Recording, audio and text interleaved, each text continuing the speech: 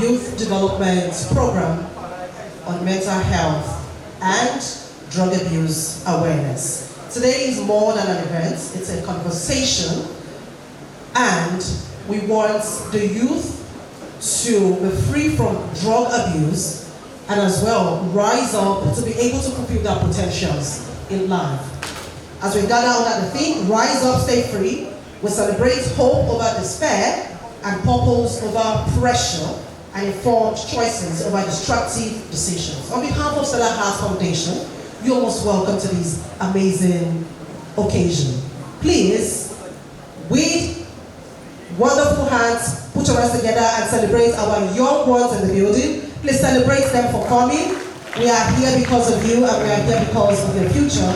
And as well to commemorate and celebrate the 16th birthday celebration of the Vice Chancellor of University of Lokoja in presence of Dr. Benga Ibile. Please celebrate him. This is beautiful to ensure that the youth, he has the youth in mind. And I would like to invite our very own PRO, let me call him Dr. Dan,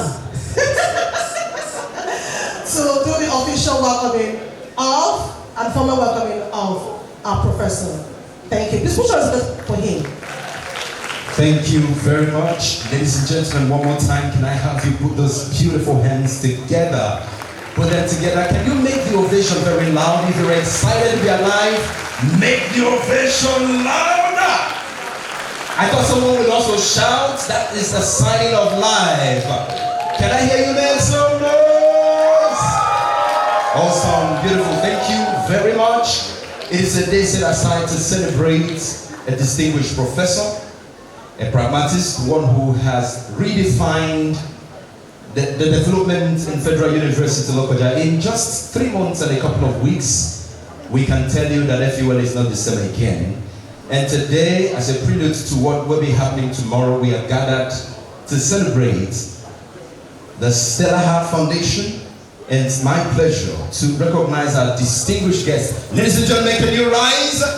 Our celebrator is already in the building. Please rise, put your hands together for Professor Benga Solomon Ibile and his amazing wife. You are not clapping like you are excited, ladies and gentlemen.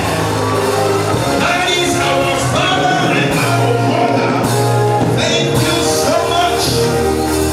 A heart that is indeed precious. Thank you, thank you, thank you, thank you. I can bet you will not see it until he has said hello to everyone, so don't be in a hurry. Keep clapping those hands, keep clapping those hands, keep clapping those hands. If you love your mama, come on, make some noise. Beautiful, beautiful. While we remain standing, ladies and gentlemen, where we keep standing as we take the national anthem and because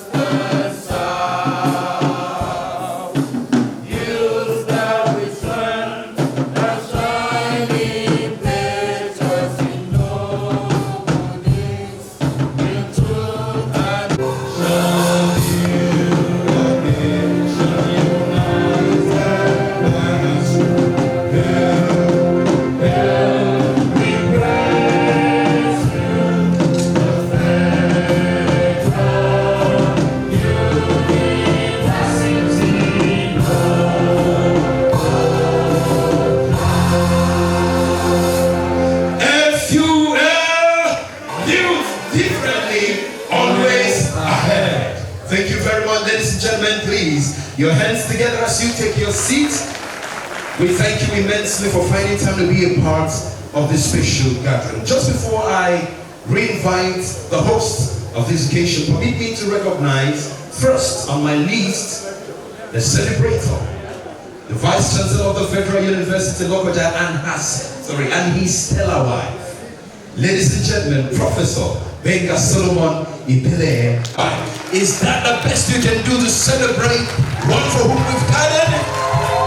Thank you very much. Thank you very much. You know, lasted, the Deputy Vice Chancellor Academic of the Federal University Lokoja walked in, Professor S.D. Musa. So you're welcome. Thank you very much for finding time. Thank you, sir, for finding time to come, of course. Acting Provost and Acting Dean, Faculty of Clinical Sciences and College. Thank you so much for coming. We have our chaplains. First of many is the chaplain of the... Rise up!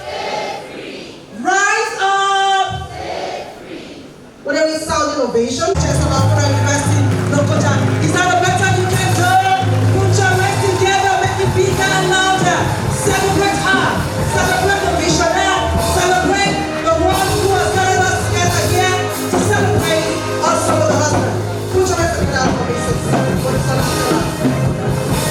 My young ones, can you put your hands together for yourselves? Louder! Thank you so much for coming. The representative of the First Lady, Her Excellency Haja Safinatu Usman Ododo, representative of the SSG, Dr. Mrs. Folashade Arike Ayade, Honorable Minister of Education, Honorable Wemi Jones, Honorable Commissioner of Youth and Sports, Honorable Ayeba Monday,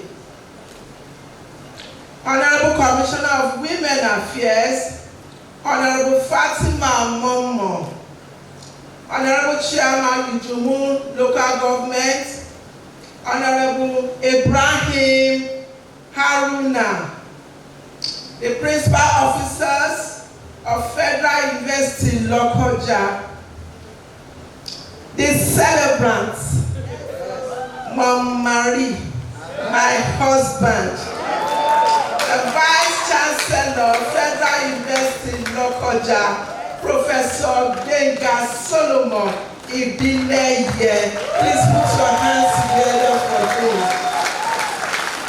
My amiable young ones, gentlemen of the press, distinguished ladies and gentlemen, it is with immense gratitude and joy that I stand before you today to celebrate a truly remarkable occasion, the 60th birthday of my beloved husband and uncle.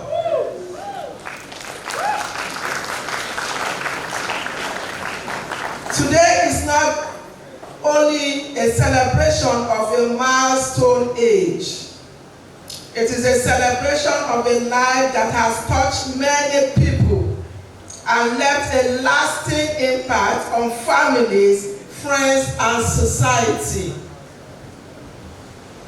60 years is a testament of God's faithfulness, mercy, protection, grace. Mercy, protection, and grace. Looking back over the years, we see a man of integrity, compassion, wisdom, and resilience. As a husband and a father, he has been loving, very supportive, and he has been a guide, mentor, and source of strength.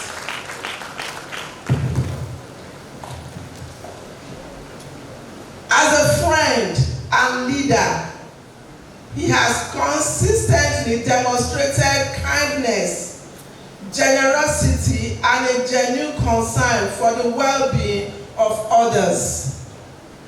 It is this concern for humanity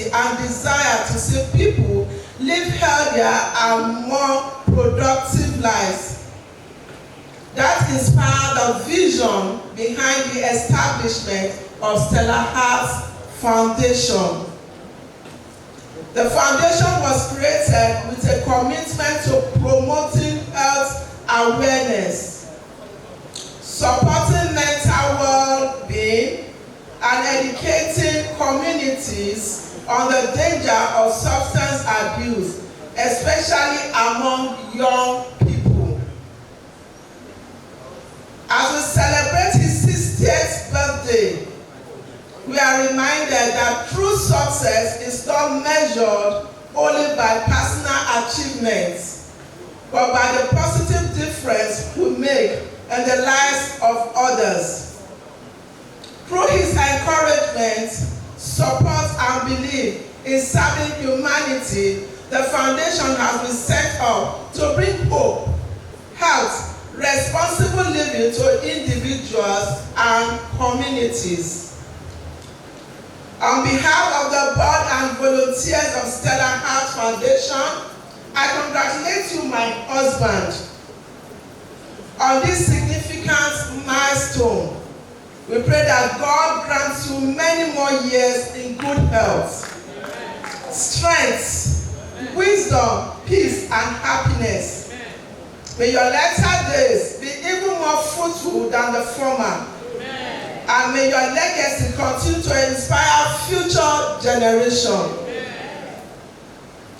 As we celebrate this special day, let us also recommit ourselves to the ideas of which the foundation stands: promoting healthy living, supporting mental well-being, discouraging substance abuse, and building stronger communities.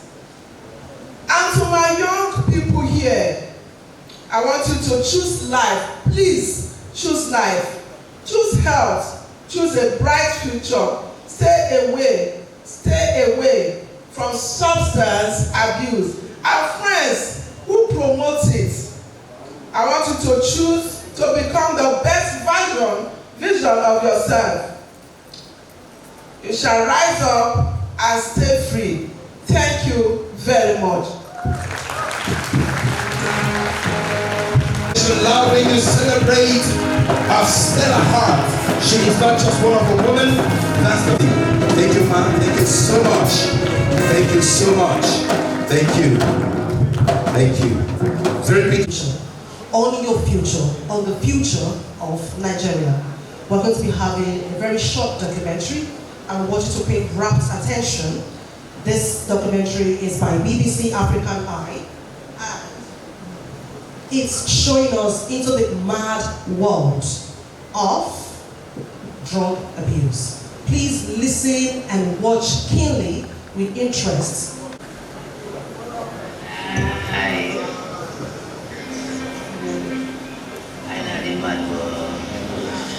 There are so many young people dreaming mad, young people killing themselves, young people harming themselves and others. Our psychiatric wards are filling up with bush casualties, and police are partnering to win the war against this drug. So let us know how we will and all the bush. So this month we are going to say no to it. Huh? We don't want it in this school. We don't want it around us. But with push spreading like wildfire, with ever younger users being exposed to it, how can my council win the war against this drug?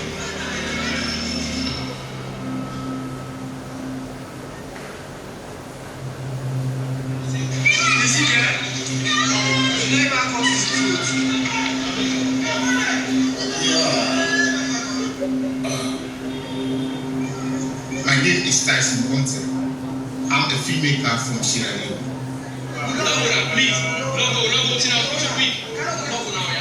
Something bad is happening in my country. Recently, I've noticed on social media a lot of very young people dying untimely deaths, running mad, harming themselves. this is his friend, watching his life.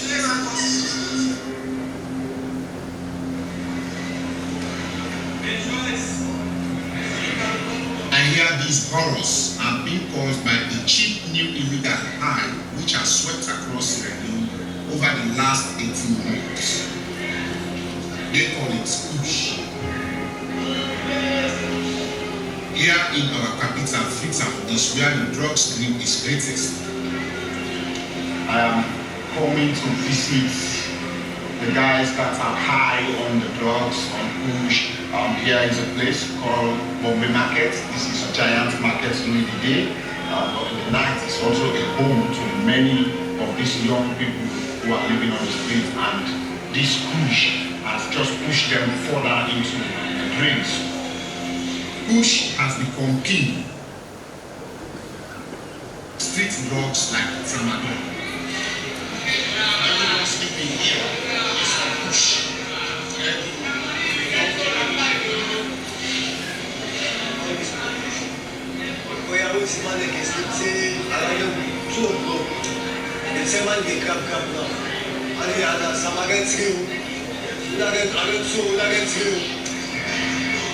For many, push is an escape from their daily lives.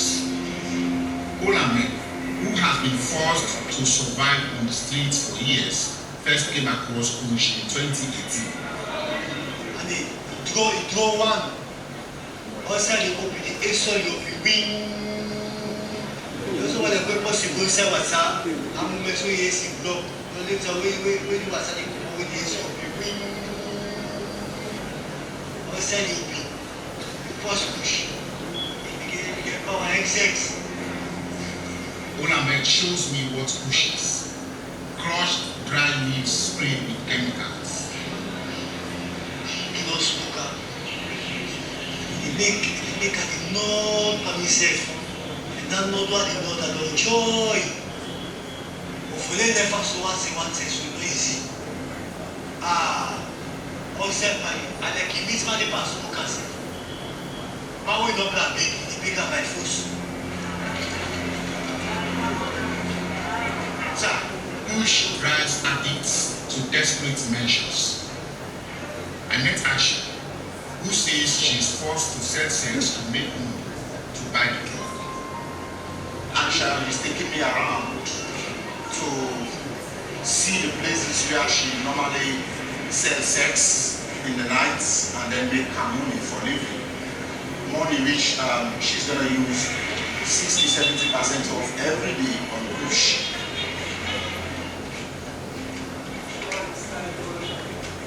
Diana, waiting. Yeah. For make money. Yeah, sorry.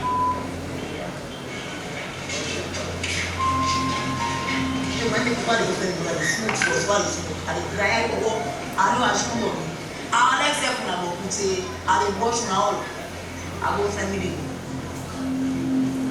As with Olamed, Aisha says push takes her to a happier place. I don't get a lie. I know the man was.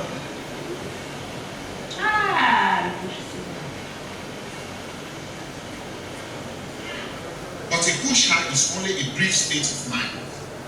Smoking it can come at a price, a deadly price. People are so I will see you instead.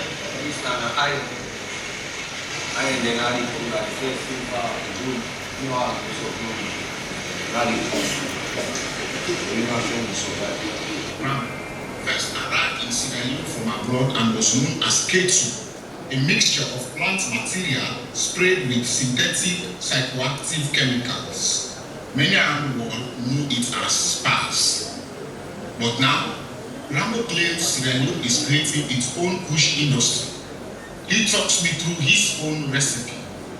We usually clean the wall, sometimes the scissors are with my grind machine. We grind away, cut. We grind and go. And eventually be a bucket. You buy this 250,000 injection, cut the head off, turn all the turn around inside the bubble. push up emotional. You did tell me, say, when I see an increase in the number of the patients there as a result of RUS? Of course, yes. Of course, yes. Most of them, 90% of the male cases they will get. Of drugs, that one I almost shy away from. He has been on it, and we have been, as a family, we have been doing our best to see how we can help him out. You will see I'm a Muslim, to be like Aisha. What can we do to stop the next generation falling victim to push? People like Pierre are pushing to win the battle. But it feels like we need hundreds, maybe thousands of people like him. Why do young people abuse drugs? Yes, I've seen it happen. Somebody said depression. Let's go for him. I see that an opportunity to do.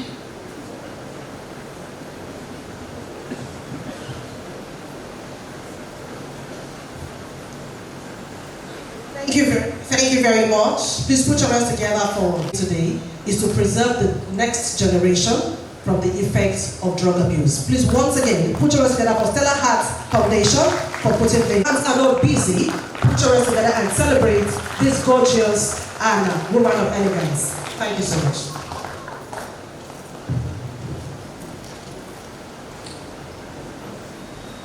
Our very distinguished professor, Professor Benga Solomon Ibile, the Vice Chancellor of the Federal University of Lokoja State. He's very amiable, beautiful dancer sitting beside him. The initiator of the Stellaheart Foundation, Mrs. Ibile. A very senior and distinguished management staff of the Federal University. Other distinguished guests, our students in the house. Hello students, can you make some noise? Yes, we know you are here. You are the reason why we are here. And media, distinguished ladies and gentlemen, good morning. I'm particularly very delighted to be here. And I want to use this opportunity to say happy 60th birthday to our professor. Congratulations, sir. I'm particularly so proud to be associated with him because I've known him right from ABU Zaria. Yes, you can put your hands together. And I'm so happy to see the products that have come out of ABU Zaria. And today we are proud to have him as our VC Federal University. So I want to congratulate you and to tell you how proud we are. We wish you many, many happy birthdays in good health, in prosperity, and many achievements. I am particularly so proud of Stellaheart Foundation for this amazing initiative. It is timely, it is needed at this time. Because if you look all around us on the street, what we see today is heartbroken.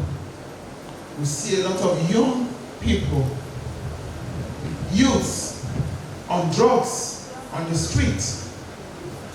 And these are our leaders of tomorrow. But unfortunately, most of them are hooked on drugs. So for you to come up with such an amazing initiative at this time, it is very, very commendable. Please, let's put our hands together for our moment. This is what our country needs. People living beyond themselves and thinking of humanity. This is what humanity is all about. And having come from the civil society, I really want to let you know that we are fully with you. We are going to give you all the needed support to ensure that this foundation goes far. And every way possible that we need to join force with you to ensure that all your dreams, your visions come true through this initiative. We are going to join forces with you to do that. I am the representative of the Nigerian Civil Society Situation Room. We also have an umbrella body of NGOs in Kogi State called CongoNet. We have a structure, and I'm also going to take this message back to them to ensure that Stellaheart Foundation is also part of that, is recognized as part of CongoNet in Kogi State, and also the Nigerian Civil Society Situation Room. I will ensure that I also get this name to them so that it can also be part of the Nigerian Civil Society Situation Room. Because what you are doing is beyond Kogi State.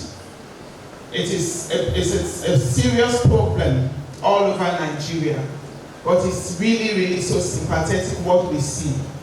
If you walk a very short distance, you'll be amazed at the youths, young girls, young men, young boys on the streets walking who have lost their mind.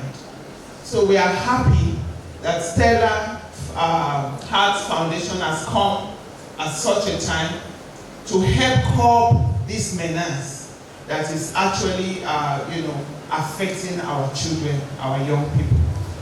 Youths, students, your life is very important. Your parents sent you to school to study so that you can become great and become giants of tomorrow. And you can bring hope to your nation, hope to your state, hope to your family. So do everything possible to stay away from peer pressure, because that is where it starts from.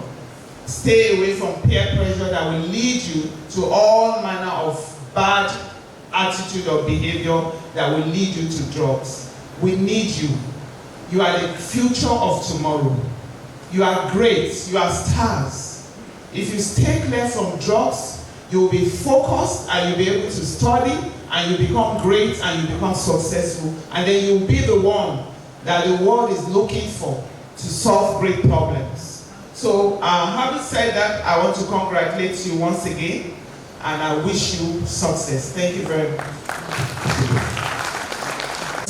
The SSG of Kogi State. Please celebrate him as he also takes on his goodwill message. Please celebrate by making better. He's representing the SSG, Honorable Folashade Arike.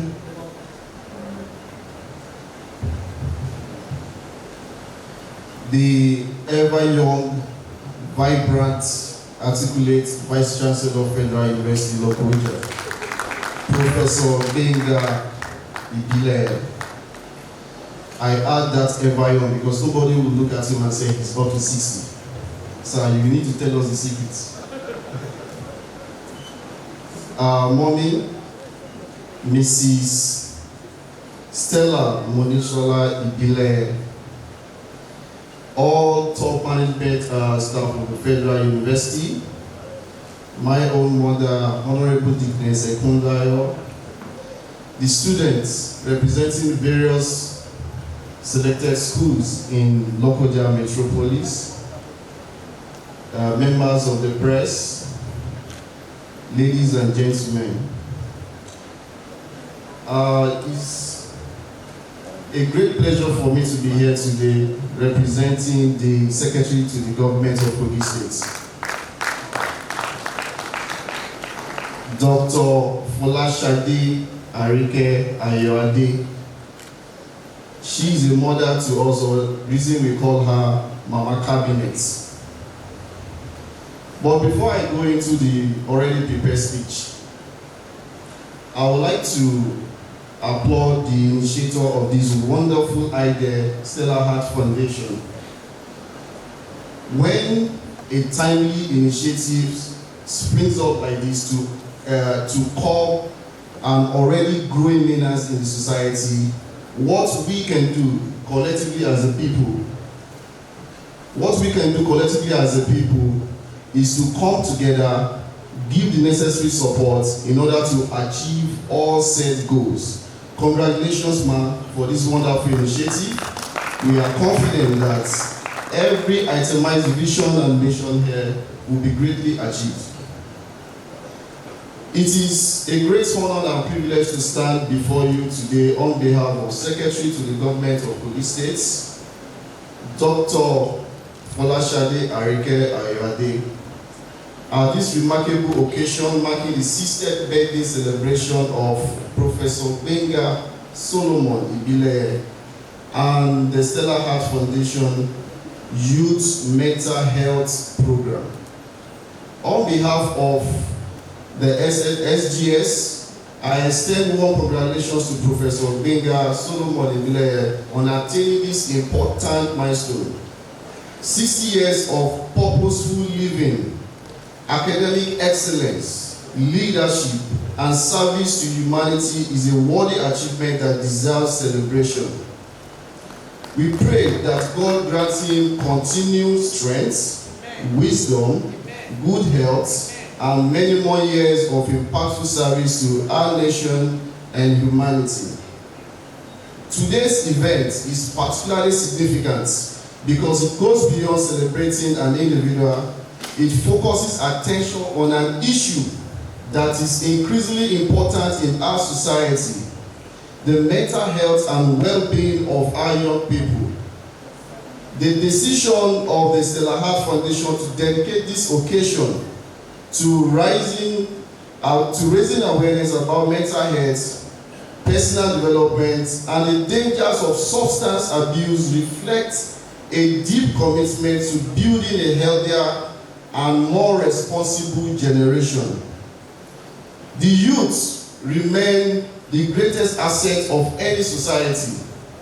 Their dream, talent, creativity, and energy are invaluable resources that must be protected.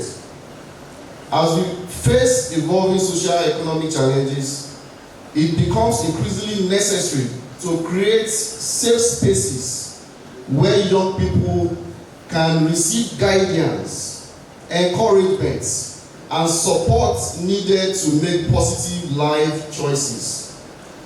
The Kogi State government, under the leadership of the Chief Servant of Kogi State, His Excellency Alhaji Ahmed Usman Ododo, remain committed to policies and programs that promote the welfare, education, empowerment, and holistic development of young people across our states. We recognize that mental health is an essential component of overall well-being and sustainable development. I therefore commend the Stellaheart Foundation for this thoughtful initiative and encourage other organizations, institutions, parents, educators, religious leaders, and stakeholders to continue supporting efforts that strengthen the emotional and psychological well-being of our children and youth. To the young people gathered here today, the students, I urge you to believe in yourselves, embrace positive values, seek help when necessary, and remain focused on your aspirations. Your future is bright, and your contributions are vital to the progress of our society. As I conclude, let me once again congratulate Professor Benga Solomon Ibile and his beautiful wife on this memorable occasion and appreciate the Stellaheart Foundation for its dedication to impacting lives and promoting social change. On other notes, I would also like to encourage this foundation not to focus only on drug abuse, as we have other social vices that are prevalent among the young generation, particularly ages that we are looking at here today, which is the issue of internet fraud that we popularly know as Yahoo. I will encourage this, I will admonish or plead with this foundation to also look into this area by incorporating this into some of their activities and reach out to the younger generation by persuading them or admonishing their conscience to do what is right by earning income legitimately without engaging in fraud or breaking the law. God bless the Federal University Lokoja. God bless Professor Benga Solomon Ibile. God bless Kogi State, and God bless the Federal Republic of Nigeria. Thank you. Thank you very much. Very Oluri Victor Omofaye is the Director General Kogi. Hi, Mo. What? Morayo. What is it? Do you need them with your assignment? You look to be lost. Well, yes, but definitely not here. I'm not now. Today is Friday, and I'm going to meet on the VC at the joint. Well, you had your first induction last time you came along. You should have seen your face when you had your first taste of alcohol. But this is where the boys are separated from the men. Anyways, make up your mind if you're in and stop being my tail. What do you mean by that? Look, you be as much as look at me. Listen, I said you will. See my office. Hey, all the bad boys. Danny Bobo. Come up here. Morayo. Bad girl. Morayo. Don't tell anybody. I'm a bad girl. But Morayo, why you always give me Danny Bobo? I don't know why. Anyways, I bought enough booze. This can't be there. Can I get one? I'm up for you, Joe. Take your own. Go give me money. Danny boy. Will you pay for me? I'm not paying. Please, no. Please, you know you love me. Don't do anything for me. Please, no, Danny. You know I love you, right? Yeah. I'll get my transport fare. I'll pay for that. Let's go. Odu. I ain't been at you are now go. This is one of us. You are now talking, Morayo. Yeah. Give me some. But wait, so what's up with this second red? No spoil my second right now. You guys know me. Calm down. I have composed a new drinking mantra. And this shekere is for effect.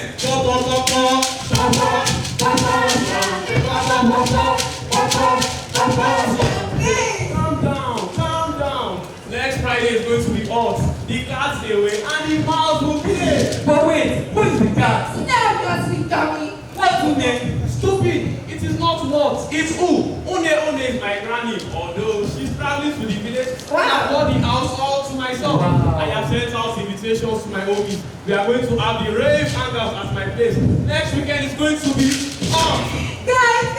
What's it for? I have a regular day like for my stopping. And it's just in 10 minutes. Wow. Guys, wait now. It's already getting late. That's true. I need to go too. Take John. Oh, thank God for freedom. I don't have all these family handcuffs like Danadi and Morayo. Anyways, this one is for the road. Thanks, Mom. This Stellaheart was great. Oh, ma. Yes, ma. Okay. Wow. I can't believe I was selected as the lead actress for City School Festival. You know, school is a total waste of my time. I'll be a Hollywood star someday. I'll be rich, I'll be famous, and I will be respected. Oh, mommy! Brush my teeth. Ha! Ew! Smells like I ate a frog. Well, take up on my knees. It's better my mouth smells like I ate a frog than alcohol. All that becomes me, and mommy would have had my head on this one. I need to tell my friends, make more videos. I'm getting tired already. And I'm not even done with my assignment.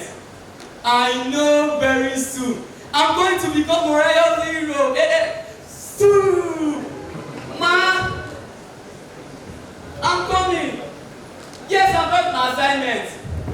Yes, I'll still be through my ESC workbook. No, I was not with him to be still.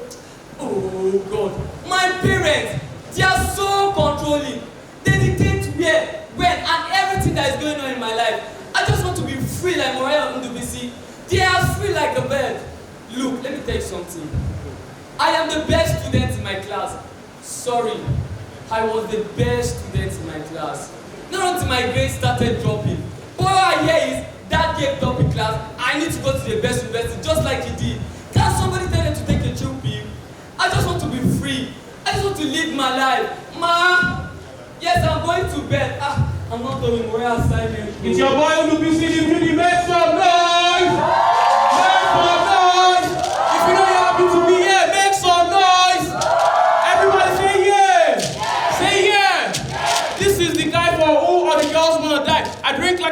can join me if you wish. When I say Udu, you say BC. Udu. Udu. When I say Udu, you say BC. Udu.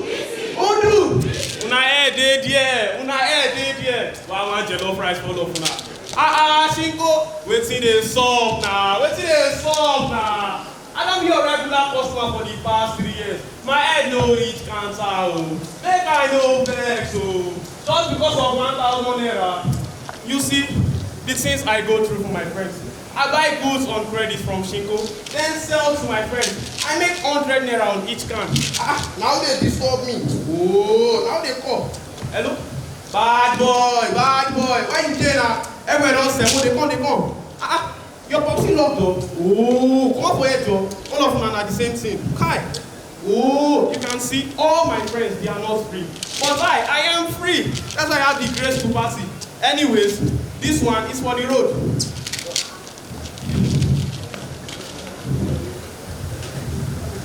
It's morning today. Oh, the superstar is a happy, naughty girl. It's early morning. I can't wait to see Murayo. Murayo! What? My angel! What are you Murayo, baby? I'm a good girl. Murayo now. Oh, what are you doing sitting here? I beg, why you left for? But I'm not that seat here. Yeah. Murayo. Yes? You look very beautiful. You look like a queen. Yeah. See, this one is ready and sweet. Wow, look at this one. Good morning, sir. We are happy to see you. God bless you. Amen. Settle down. And I hope you have all done your assignments. Sir. Yes, sir, I did mine. Well done, that lady. I have always known you to be a very brilliant boy.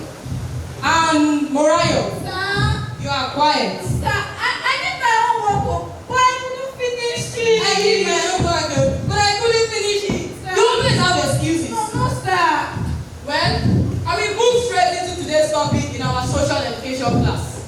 And today, we will be talking about alcohol misuse. What did I say? Alcohol misuse. What did I say? Alcohol misuse. Let me see how much you know about this topic. What is the legal age to purchase alcoholic beverages in Nigeria? Anyone? Down lady. 18, sir. Very correct. A round of applause for down lady. Sir, 18. Yes? Ever since I was little, Auntie always sends me to buy alcohol. Murayo. But Auntie me also gives me a sip of ogogoro whenever we are good. Even my friend in the BC, ever since he was a baby, his grandmother also gives him a sip of kai kai. She believes it will make him a strong man. And sir, he's not even up to the legal age of 18, but yet he drinks like a fish. Great contribution, Morayo. Thank you, sir. But there are two issues here. Binge drinking and underage drinking. What did I say? Binge drinking and underage drinking. What did I say? Binge drinking and underage drinking. What do you think are the health risks of binge drinking and underage drinking? Anyone? Morayo. Will you shut up? Downlady. Cirrhosis of the liver. Cirrhosis of the liver. Very good, Downlady. I think which one is cirrhosis of the liver? Sir, cirrhosis of the liver is a permanent damage to the liver. Excellent. And also, excessive drinking of alcohol can lead to brain damage, Yes. memory loss, Yes. and even depression. Thank you very much, Downlady. Sir, on same sex, I am writing pictures of you on Snapchat, Instagram, and on Twitter. Very true, Morayo, but try to be serious. Okay. Try to be serious. Yes, Downlady. Increased chances of sexual harassment and rape. Excellent. What do you think are some of the reasons why young people like you are precious to drink? Stop. Morayo. Sir, I got to belong. They want to feel cool. They need to feel like an adult and a superstar. I am a No, you are superstar. not. Yes, Shut I am. up! Enough because of you. Downlady, you have a But question. sir, what if you are into it already? Who can we talk to? You can talk to your teachers, you can talk to your parents, and in school also have a guidance and counseling unit. You can go there to seek advice from them. They will guide you and counsel you about binge drinking and underage drinking. Well, I will end the class here for today. See you all in my next class. Thank you, sir. And Downlady, Yes, sir. see me now. Nigerian boy. What is happening? Your grades are dropping. What did I say? My grades are dropping. You need to talk up your game. Yes, sir. Work harder. Thank you. Knee control. My grades are dropping. What did my mom say? What did my dad say? Hey, yeah, teacher's pet, dog. Leave me alone, I'm not teacher's pet. Teacher's pet. No, I'm not. Abba, what did you say? Nothing, man. Just say my grades are dropping. Boring. It's not boring. Yes, it's so My guys, see my better people, bad boys. Give me an Orayo.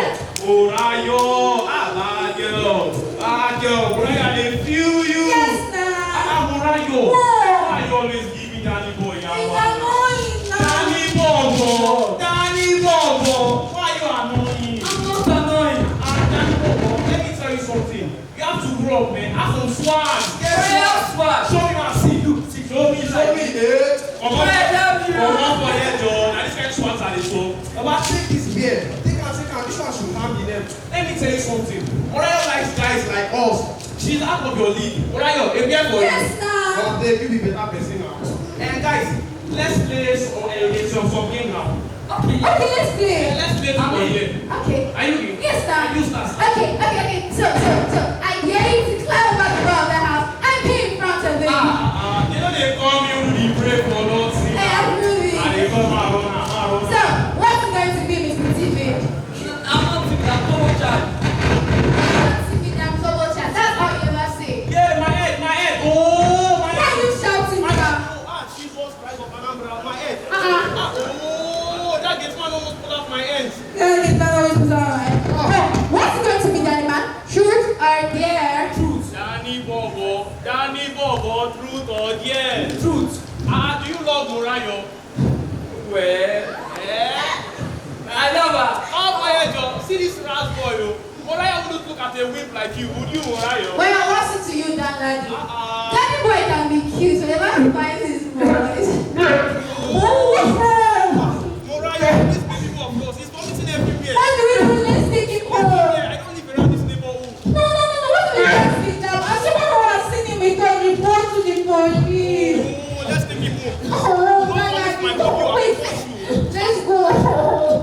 I'm going to get to the drum for you. Just drive him back. Here's his book. Let's go. Why at this time of the night?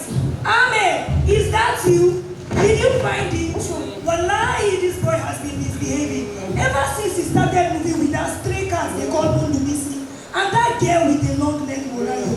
Allah, if I get him, I will ground him, twist his ears and punish him. Allah, I hope he is. Subhanallah. Tell what's the meaning of this? Rekia! Wallahi, come. It is Talladi. Why you, Talladi, my son? My son. He is even covered in vomit. Rekia. And he stinks. My own son, wallahi, is an embarrassment to his sisters. Yes, he is an embarrassment. Okay, what will my neighbor say? What will my political contemporary say? That my own son is engaged in alcohol drinking? Talk to your son, He is not my son because is he not your son? Look at the nose. And look at your nose. Are they not the same thing? No wonder his grade has been going down. He cannot even get admission into a good university like this. You better talk to your son. Talk to your son, wallahi. We'll talk to him together. You will. We will talk to him. Get the wife. Come on, talk to your son. Let me take him inside now. What a bad boy. Open identity and yourself. Bad boy. And they see your face. Bad boy. What's the song for there now? You know, I'm not even say for my party. Come on for here, you don't take care of your father house. Man, I make her like Morayo. That girl na a bad girl. She like, give me to Morayo. Give me. Bad girl, give me. Bad girl. Morayo. I dey feel you. Yes, sir. Morayo, take care now. You not better place. Okay, alcohol. Take. But wait, so. What's happening? I really pity Dan Ladi. You don't talk about Dan Ladi. You are very wicked, bro. You know me. But you know, the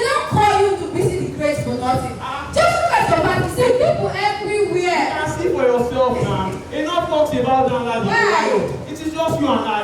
Morel, give me a kiss now. Morel, give me a kiss. Oh. Get out, John. What's that all about? It's nothing, just forget it. But just trying to kiss you. That was so inappropriate. I'm disgusting. What do you mean? Can't you see? He has nothing to look forward to. No jobs, and no university. All he does is to party, drink, and fix other parties for his friends. Well, sounds empty to me, but he does it to organize party and buy books for all the secondary school students. Really? Ever since the last time I got drunk, my parents have been so angry at me. The video on the posted, it went viral. I was so ashamed of myself. Look, I vow not to drink or to go to club again. What are you doing here then? I thought you were grounded at home. Well, I sneaked out of the house. You came here for me, right? Yes. Well, see, let's dance. No, I don't know how to dance. Please now, let's dance. Come on, Harry, give me one. Let's go. Like this. Oh, wait, now I feel like drinking. Drink with me. I told you, I'm not drinking again. Please now. No, I'm not I want to do wait. Just a little. Drinking. What is this drinking? You again? What are you looking for? You're so drunk. Stupid. Have you forgotten that I had to drag you home a few days ago? Well, thank you. But what's the beef between us all about? You are trying to steal my girl.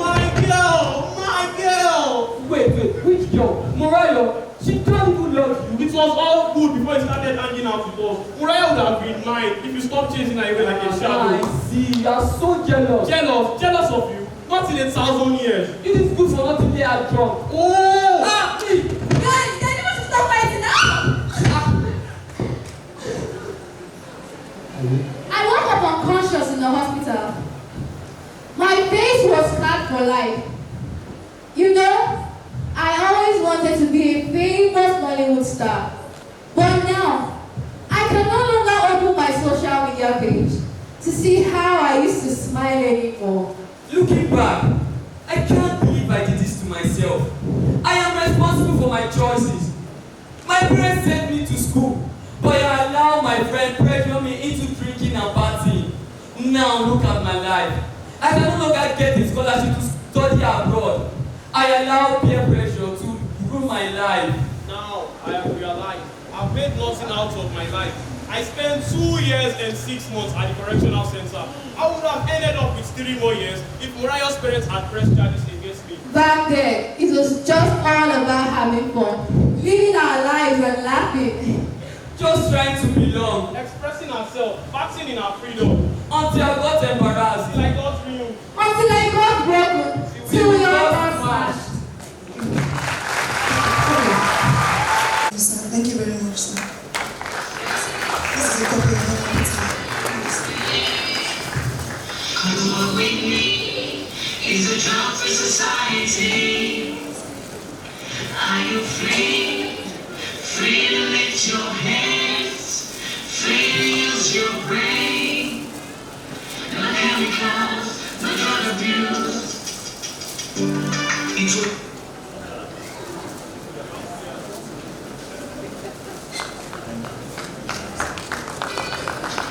Free to say you're free. Cause what we need is a job for society. Are you free? Free to lift your hands. And its effects on you. Please listen keenly and pay rapt attention. Put your hands together one more time for our first keynote speaker.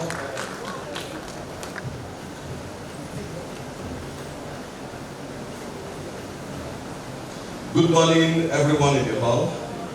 I'll be starting on the existing protocol, and a warm heart congratulations to Professor Ibile on his 60th birthday. As introduced, I'm Dr. Kunle Adeshina, and I will be taking us through substance abuse and how it affects you. Yeah. Okay. I have it on PowerPoint, so media, please, I would like you to project. For the youth in the house, rise up. What do we say? If I say rise up, you say? Rise up. Rise up. All right, so I'll be taking us through substance abuse and its effects on you. What is substance abuse? Of course, substance abuse is defined as the harmful use of any psychoactive substance. Who can tell me what's the meaning of psychoactive substance? Any student in the house? There are a lot of gifts today. So I want you guys to participate. What do you understand by psychoactive substance? Can anybody talk? Psychoactive substance. Have you heard of it before? Okay, let me take the lead. So a psychoactive substance is a chemical that is potent enough to alter the chemistry, the hemostasis in the body. And we have lots of psychoactive substances in our environment. Who are the people at risk? You can see anyone is at risk, but teenagers are especially more vulnerable because of the brain development. We know, I'll still share more light in the subsequent presentation as to how the brain continues to develop from teenage even up to the age of 25. And because the brain is one of the last organs to be fully developed in the body, then making good decisions during teenage ages or teenage years becomes very difficult. Substance abuse can permanently change your brain, harm your body, and of course derail the future. Next slide. 1 in 5 teens have tried one illicit substance or the other by the age of 15. In fact, according to the last UNODC report, we have about 14.3 million Nigerians that have tried one psychoactive substance or the other in the last 6 months. Of course, drug overdose is the third cause of teenage death in our environment. 90% of drug abuse begins during teenage years. Also, that can also be explained because of the development of the brain, which we'll still share more light to as we go on. About 40% of teenagers who drink alcohol do so before the age of 15. What are the commonly abused substances in our environment? Of course, cannabis topped the list. We saw in the BBC documentary when cannabis is referred to as kush, or referred to as K2, or referred to as Colorado. K2 is Colorado, of course it's also kush in some African country, but in Nigeria we call it Colorado. That's the synthetic form of cannabis. We know that cannabis contains THCs, that's tetrahydrocannabinoid in it, and then the synthetic form of it is the K2, and that increases the surge of substance abuse in our environment.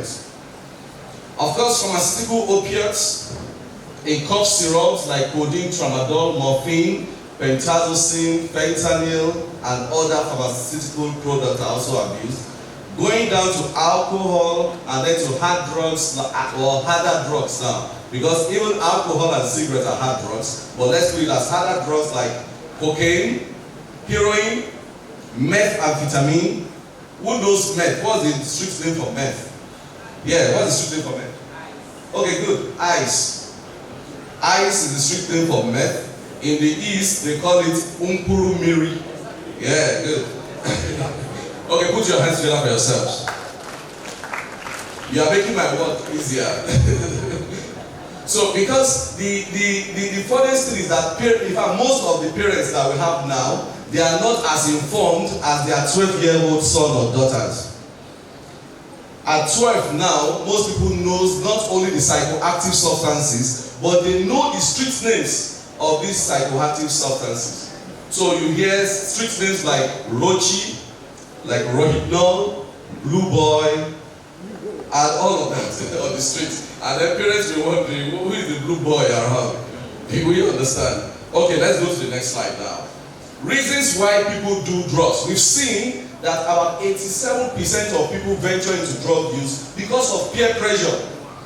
You can see how the young man, the Danladi man in the drama, was pressured to the point of tasting his alcohol for the first time.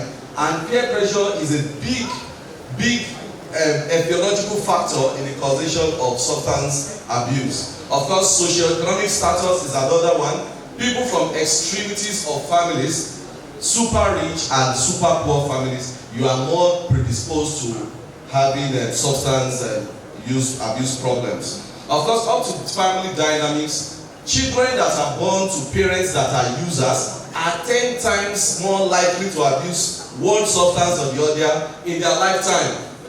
We would also see from the lady's analogy in the drama that, oh, my so person's grandmother gave her alcohol even while she was a baby. That is the direct effect now. So you see kids that are born to families where we have substance abusers, they are 10 times more likely to end up being drug addicts in their lifetime. The next slide, why the teens are more vulnerable. The teenagers are more vulnerable because the brain continues to develop until the age of 25. In fact, it's 24 to 26.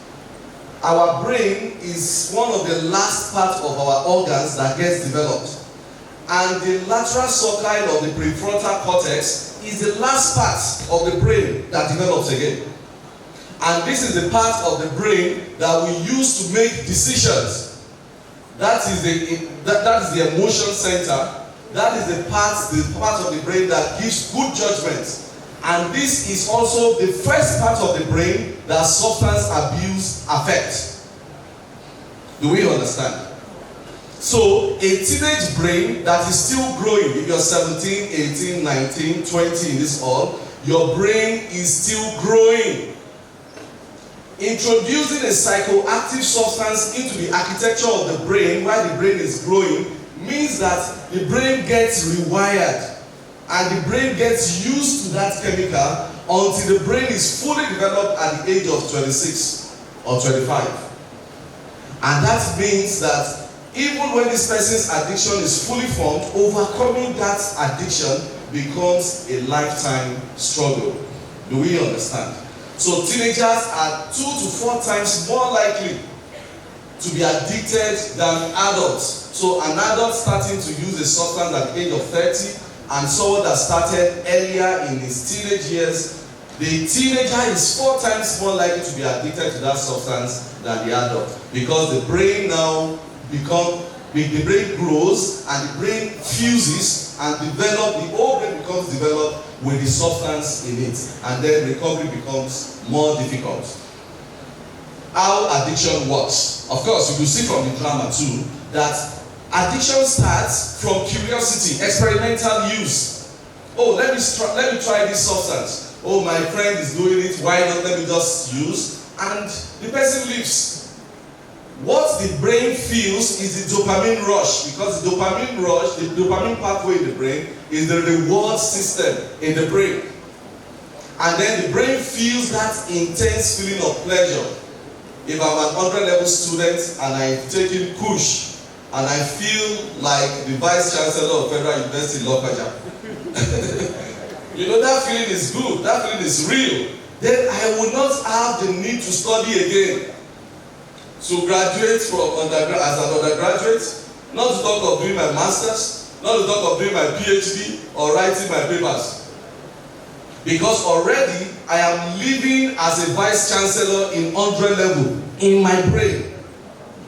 And that is the dopamine rush to the brain. And then of course, the third point, the brain develops tolerance. Tolerance is that the small dose that excited you the first time is no longer enough. And then the brain calls for more. Okay, this person used to do 2 milligrams of heroin. Now the 2 milligrams of heroin is no longer enough to stimulate the brain. Then it needs 6 milligrams, then 10 milligrams, then 20 milligrams, then 90 milligrams, till life becomes unmanageable. Of course, that leads to the fourth point, and that is dependence. To the fifth point, that is addiction. And by the time addiction is made as a diagnosis, we say addiction is a chronic relapsing disorder of the brain that is characterized by compulsive use of a psychoactive substance, despite obvious, grievous, negative consequences. So at the point of addiction, the brain enters a chronic pathway that And the nature of chronic illnesses, not just in the brain now, all over the body, like hypertension, diabetes, the nature of chronic illnesses is that they have the ability to wax and to wane. When you are actively managing your blood sugar, for instance, it wanes as though you are not diabetic again. When you're tired of managing it, it waxes stronger, and that is the relapse. And that is why you see people, even at this point of addiction now, they now enter into recovery, but they keep moving in and out of recovery. As they are trying to do well, they relapse again, they go again, relapse, and that's the chronic pathway. And then, of course, withdrawal, stopping causes painful psychological and mental symptoms. We call it psychological dependence and physical dependence. Next slide. Medical consequences of substance abuse. You can see in the cardiovascular system, every organ system is affected, from the veins to the arteries to the heart. In fact, by the time you see a young person coming down with cardiovascular issues before the age of 40, the first question is, do you abuse any psychoactive substance? And more often than not, they abuse one substance or the other. The next slide. In the lungs, you can see the healthy lung on the right and the infected or affected lung on the left. So you can see the lung goes into fibrosis, you can have empyematorasis, you can have chronic emphysema, you can be located in all cancers. All cancers in the body. Are we together, everyone? Okay, good. Let's go to the next slide. In the platelets, they've talked about liver cirrhosis. Of course, cannabinoid, alcohol, and products of cannabis like Colorado directly cause liver fibrosis. And you can see the healthy liver up. It goes down to fatty liver disease, get into liver fibrosis, and then by the time liver cirrhosis is formed in Africa, it's more or less a death sentence. Of course, we know that liver transplant happens in developed countries like the United States of America, where people donate their organs before they die. But in Nigeria or in Africa, you know, everybody donates nobody who donates their organ. Everybody dies with their organ. So people have been on the queue in the United States, some 5 years, 7 years, waiting for liver transplant. And that is the point of liver cirrhosis. Next slide, please. In the kidneys, especially painkillers, in the platelets, too, they make mention of drug misuse. When you use medications that are not prescribed by medical practitioners, then you are at the risk of destroying your liver by yourself. Some of us will take painkillers like Panadol, Septrin, what do they call it? Panadol and acetaminophen, pentazocine, and all of that without doctor's prescriptions. And our kidneys are at the risk or at the receiving end of this self-medication and prescription. Next slide. What's the effect on our academics? There's cognitive decline, a short-term memory loss, ability to recall, attention in class reduces, and then there's mental fog, which now leads to decline in grades.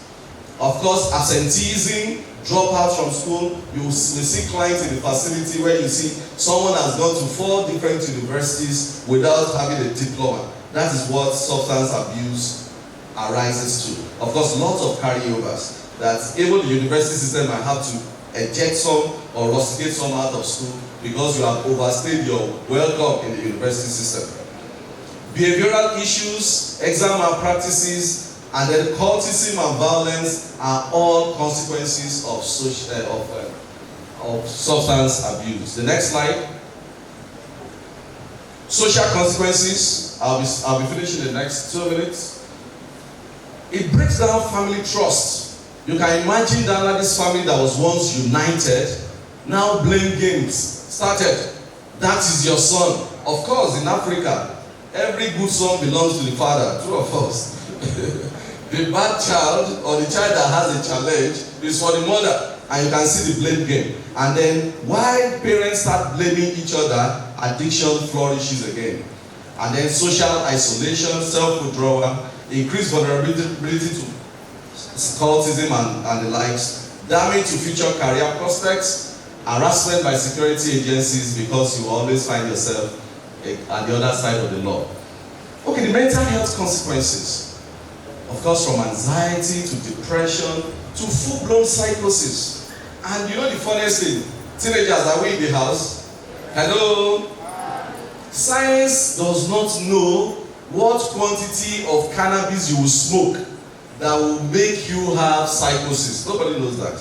There are people that have tried, in fact, in my practice, I've seen young people that tried cannabis for the first time and they ended up with permanent mental damage. First use, beautiful story of one of my clients, graduated with first class in law in a foreign university, and on their valedictory party day, she tried cannabis for the first time and she had a major blow to the brain. She's not been able to do anything in the last 15 years, despite the fact that she graduated with a first class in law. So, people have smoked cannabis for 10 years before the direct effect on their brain. Some have only used for 1 week and the brain gave way. Do we understand?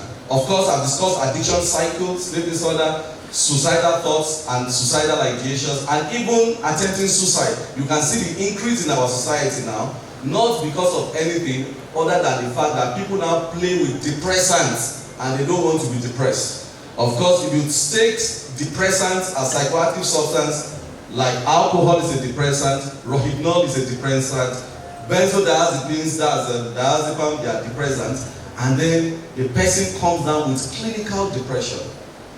And then, of course, the whole spectrum of mental health condition. Next slide, please.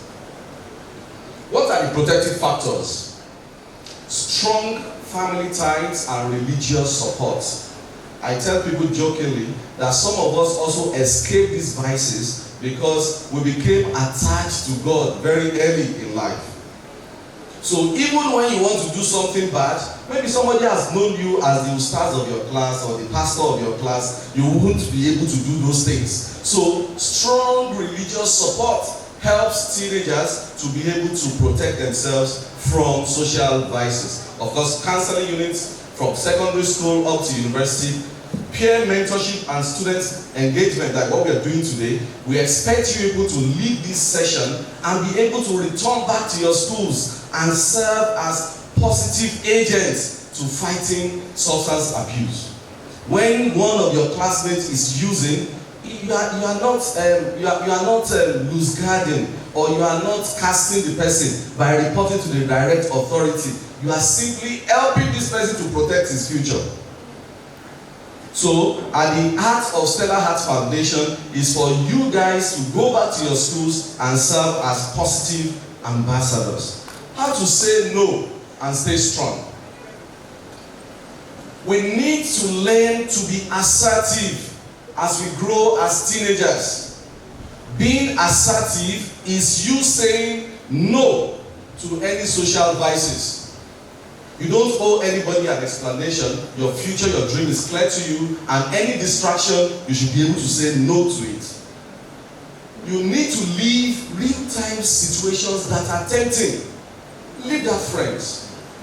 The friends will not force you. You are in a high-risk environment, move away from the high-risk environment. You know that things that will help you to be assertive in growing up, you have to be able to say no to people, persons, that's places, people, and things. Places that your peers are going to club, going for parties, and no, I'm not going there. That is an high-risk environment for me. People, friends that you know that are users in your classes, say no, this person will not be my friend. The fourth point, have a ready excuse, such as, no, I can't smoke, it is alien to our family. I'm on medications, I cannot be smoking. Or even my family members take us for routine drug tests. Because this is one of the things that we are trying to advocate now, that drug testing should not be a matrix for punition or for discipline. Instead, drug testing should be part of the regular family checkup. You are not drug testing your kids because you are suspecting them. No. You are testing them because they live in a high-risk environment. An environment that a young child can eat cookies and does not know that the cookies has cannabis in it. An environment that you take your 6-month-old to the crèche and the crèche teachers serve them with codeine diet for 40 babies to be sleeping at the same time. So how do you know? You know by being watchful as parents and making drug testing, demystifying drug testing as part of the routine family check. And then you can overcome your peer pressure by reminding your friends that, hey, we do routine tests in my school, I cannot fail my drug test. Hence, I am not tasting this psychoactive substance. The next slide, please. Where to get help? I'm rounding up now. Where do I get help? Don't hide anything from your parents. Can you tell your friends, say, talk to your parents. Look at someone and say, talk to your parents. Now, some parents are not supportive, but still talk to them. We know that we have some parents that does not understand anything. True or false? And it's very painful that many kids are growing with parents that themselves, they are ignorant of many things happening in their environment. But even at that, talk to your parents, because your parents will know someone that they can also talk to that can be able to help you. Talk to your teachers. I know now that substance abuse or drug abuse is now incorporated into most school curriculum, even from primary school. So talk to your teachers. Your teachers know something about the pressure you're facing, and that will help you. Once you are able to discuss any peer pressure, the intensity of that pressure reduces by more than 50%. Do we understand? And then, of course, talk to healthcare professionals. You can reach Stellaheart Foundation. They can link you up. Next slide, please. The next slide is my references. You can see the references. Of course, as a way of concluding, your brain is your greatest asset. What makes anybody who they are, what made Professor Ibile to be here today is nothing other than his brain. If you remove his brain and put in another person's soul, that person will also be Professor Ibile. True or false? So, your brain is your greatest asset. Protect it. Tell your friend, protect it. Tell your friend, protect it. One decision can change your entire life. So, make positive decisions. Help is always available. You are never alone. And then, of course, your real friends will respect boundaries and respect your choices. I know that you have noted some questions. There will be time to answer those questions in the course of this program. Thank you very much. Put your hands together for yourselves. Thank you. Thank you. And his amiable wife, the founder, Stellaheart Foundation, the Deputy Vice Chancellor, the Registrar, the Bossa, the Deans of Faculties, the Heads of Departments, members of Senate, students here, academic staff, non-academic staff, distinguished ladies and gentlemen, and all invited guests. My name is Achimu Bufevo Nyonjo, and with me here are my colleagues. We are from Young Children Center Point, YCCP, an organization interested in molding young minds towards excellence and a wholesome lifestyle. At YCCP, the values of honesty, dignity, and integrity are held in high esteem, and we are enjoying to give out these principles as we grow and continue to build on them throughout our lifetime. It is a great honor and privilege as we gather here today to celebrate a man whose life embodies these principles, Professor Solomon Benga Ibileye, and we have a presentation of Voice for the Youth. Today, we do not gather merely because a calendar turned. No, we gather because leadership deserves honor, because impact deserves applause, because vision deserves celebration. In a world where many lead with titles, you lead with leadership. Where many seek power, you seek progress. And as youths, as students, as voices of tomorrow, we say thank you. Thank you, sir, for believing universities are not just buildings, but breeding ground for dreams, not just lecture halls, but places where lessons are shared. And today, as we celebrate you, sir, we also celebrate the future you continue to fight for the youth. Thank you. But beyond the smiles on campuses, beyond fine responses from students, there are hidden and silent battles. There are battles hidden behind assignment submissions. There are battles hidden behind laughter in crowded hostels. There are battles hidden behind tired eyes in lecture rooms. Mental health is real. The pressure to succeed, the fear of failure, the loneliness, the anxiety, the depression many are too afraid to meet. Some students are breaking silently while still showing up every day. And sadly, many seek escapes in substances, drugs disguised as relief, addiction disguised as freedom, temporary highs creating permanent damage. A generation searching for peace in places that don't need the pain. But we are here today to say the youth deserve better. We deserve conversations, not condemnation, healing, not hiding, support, not silence. Because only a healthy mind builds a healthy nation. And this is why leadership matters. This is why institutions matter. This is why leaders like you matter, sir. Leaders who remind the student that success is not only in academic excellence, but in emotional wellness, good character, purpose, and hope. Sir, your birthday is more than just a celebration of age. It's a reminder that impact can still inspire change. So today we raise our voices not only in celebration, but in awareness to the students out there struggling mentally. You are not weak.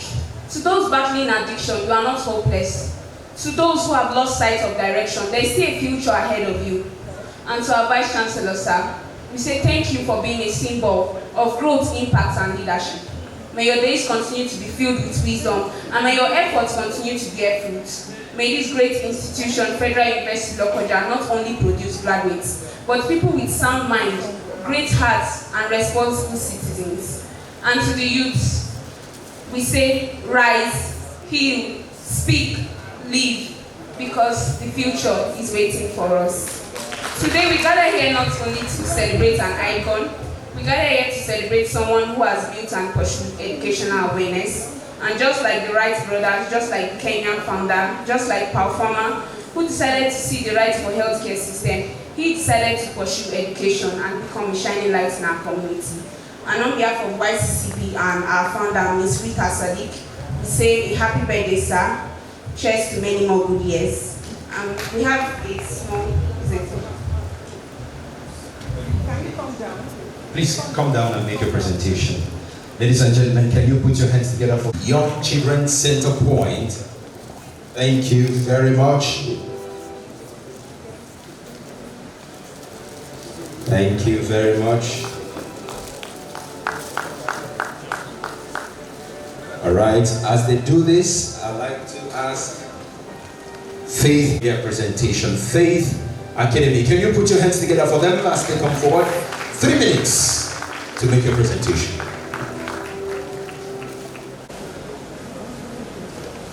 The reality, breaking the illusion. But the high is the liar. It promises wings but builds a cage. It offers peace but delivers a blackout. Drug abuse is not a coping mechanism. It's a counterfeit currency. It buys you an hour of nothingness, but makes demands for your future as payment. Look around this room. How many brilliant minds are being muted by the noise of addiction? How many binds, how many brilliant destinies, how many dreams are buried before they can bloom? Mental health is not a weakness. It's our human landscape. To feel pain is not a failure. To ask for help is not a surrender. Your mind is a sanctuary. Your mind is a sanctuary. You don't need to swallow up the substance or to swallow up your tears in order to survive.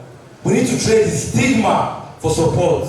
We need to exchange the silence for raw, honest conversations. So hear me now, my generation. Your hands were made to build, not to tremble. Your lungs were made to breathe life, not toxic smoke. Your brain is a masterpiece, not a testing ground for children's sleep. We choose to heal. We choose to feel. We are choosing to to step out of the shadows of substance and walk into the brilliant light of our profession. Listen, you are not your addiction. You are not your trauma. Listen up, you are not your addiction, you are not your trauma. You are the architect of the turnaround. So choose life, choose healing, choose you.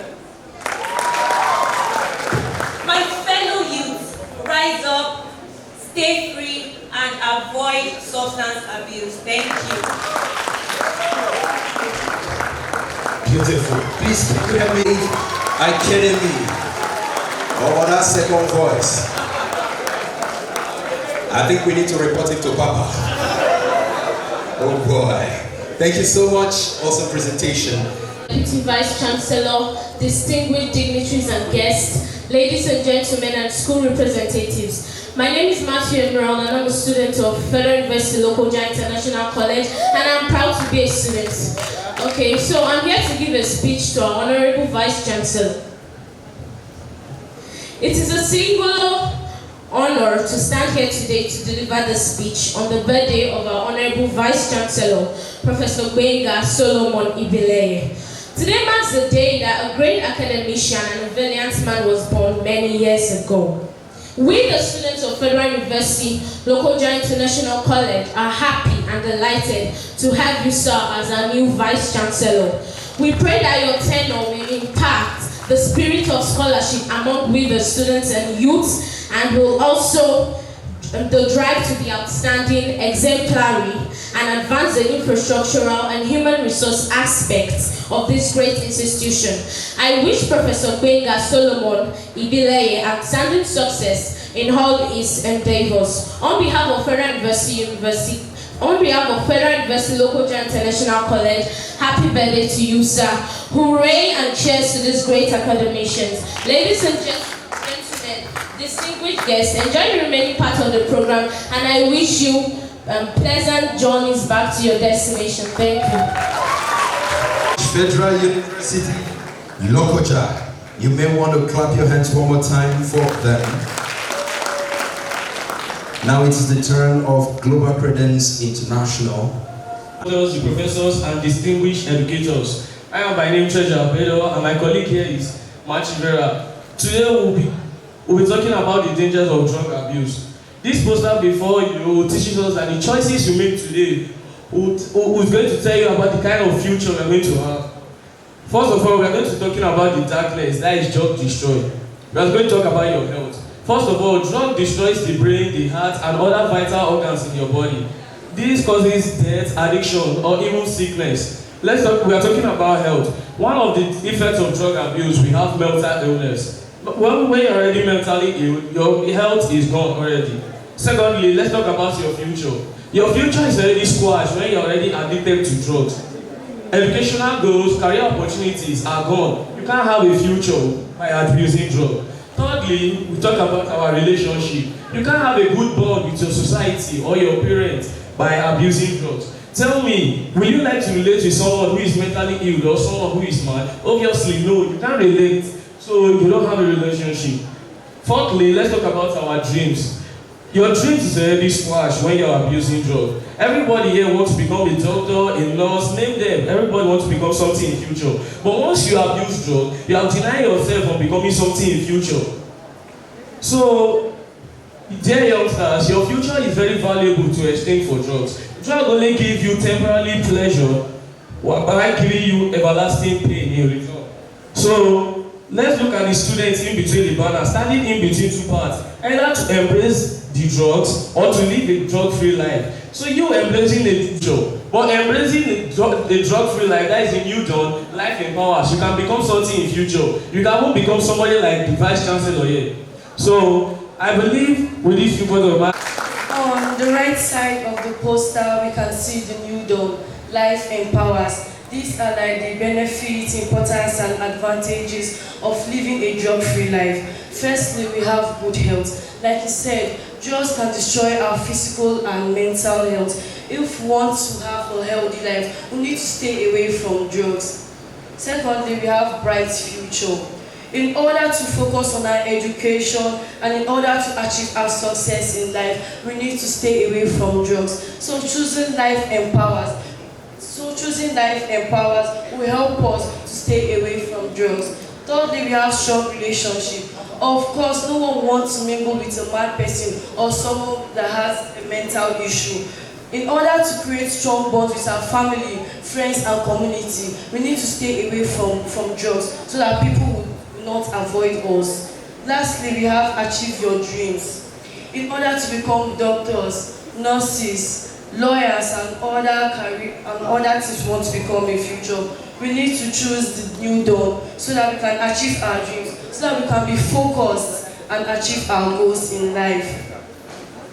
Like he said, these are the effects of drug abuse. Health issue will ruin our future, destroy our relationship, and also destroy our dreams. And these are the advantages. It's left to us to choose the darkness or life empowers. The ball is in our court. It's either we choose drug destruction or we choose life empowers. So together, we say no to drugs, say yes to life, and choose a healthy and good health. Put those hands together, make it better for the Global Credence International. Ladies and gentlemen, as I invite to take over the stage for 3 minutes, Conference Senior Deputy Registrar, Mr. Nuhu Shamaki. You're welcome, sir. Thank you very much. Conference Protocol. Addiction is a solution that becomes the problem. Drugs may promise you temporary escape, but the price is your life and future. Control your habits, otherwise they will control you. Drug is a trap. Drugs drag you down until you're under the ground. Drugs end all dreams. Say no to drugs. Smoking damages your lungs while quitting allows them to grow. Please say no to drug abuse. Thank you. Mr. Obina Shukuna, please celebrate. Yes, my name is Donald Obina Chukuma, all the way from Abuja.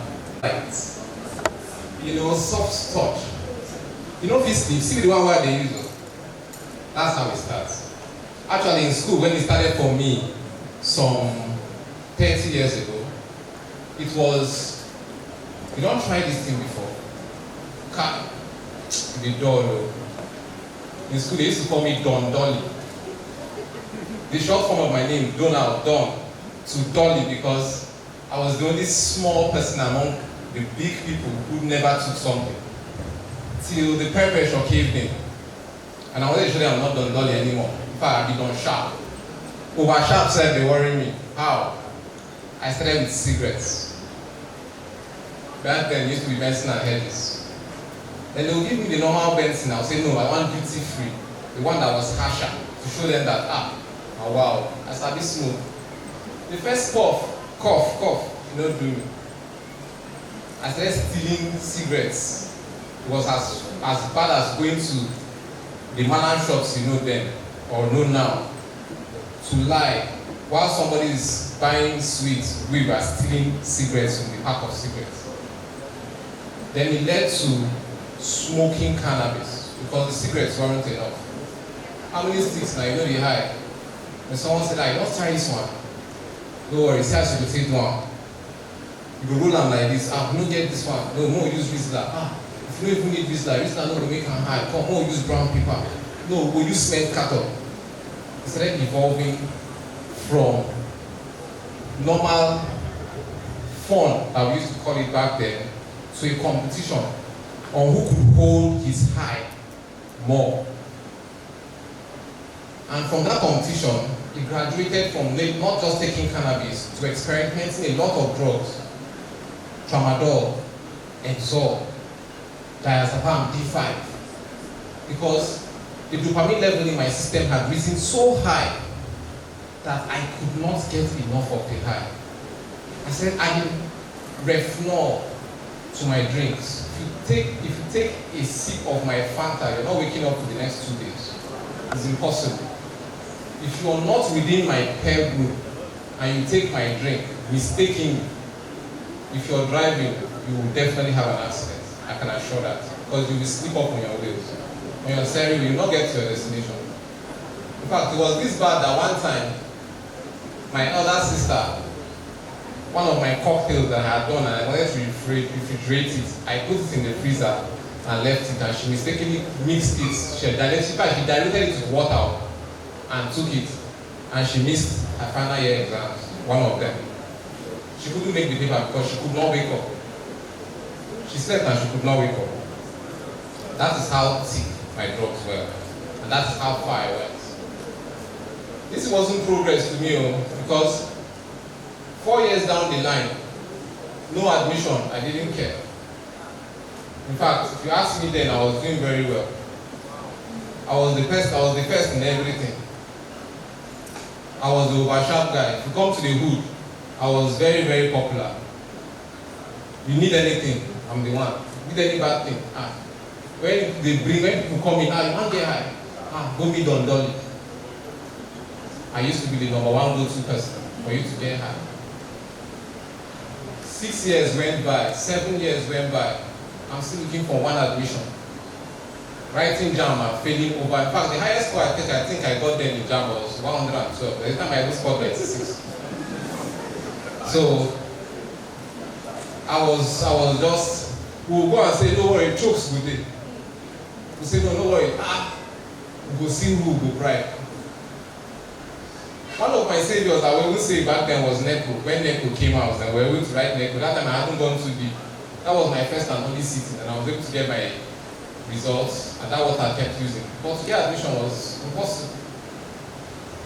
I noticed that after 11 to 12 years, people had graduated, and the people that even entered secondary school before them had gone and finished university, and they came back home, and they were begging for money to go and buy those cigarettes.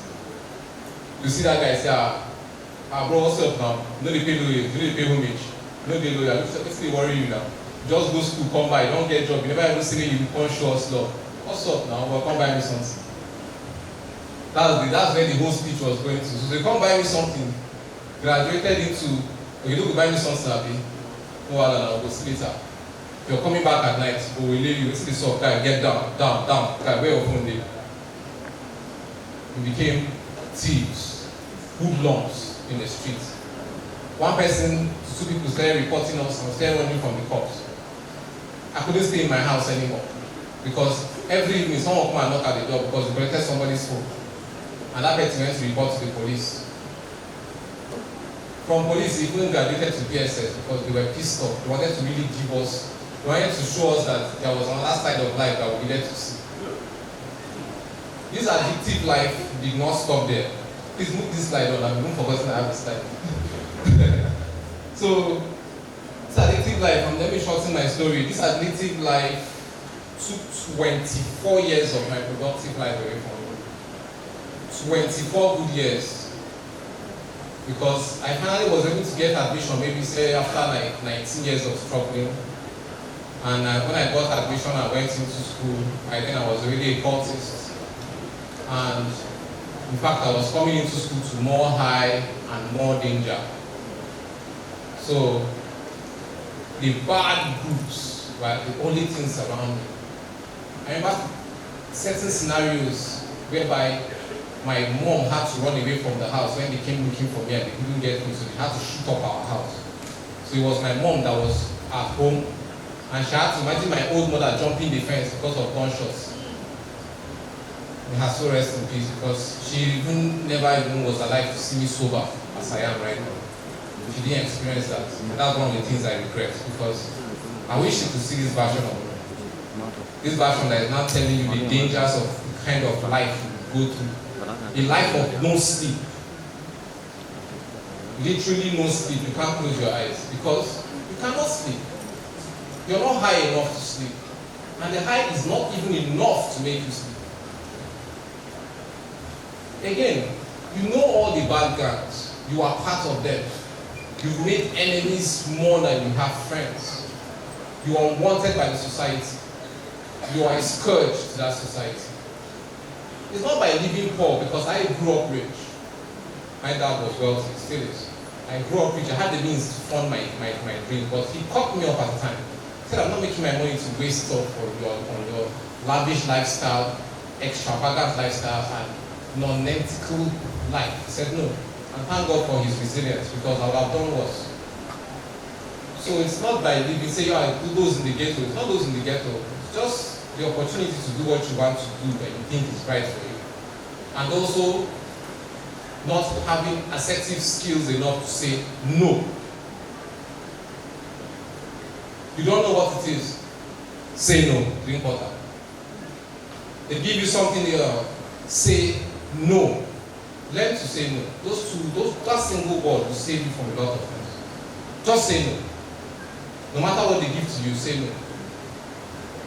Then you will have started. Then they will tell you, if you start this thing, it's easy to stop. It's a lie. It's not easy to stop. It's very, very, very hard to stop. It took me 6 months in a rehabilitation center and 1 treatment to stop. And that treatment was not voluntary, I must tell you.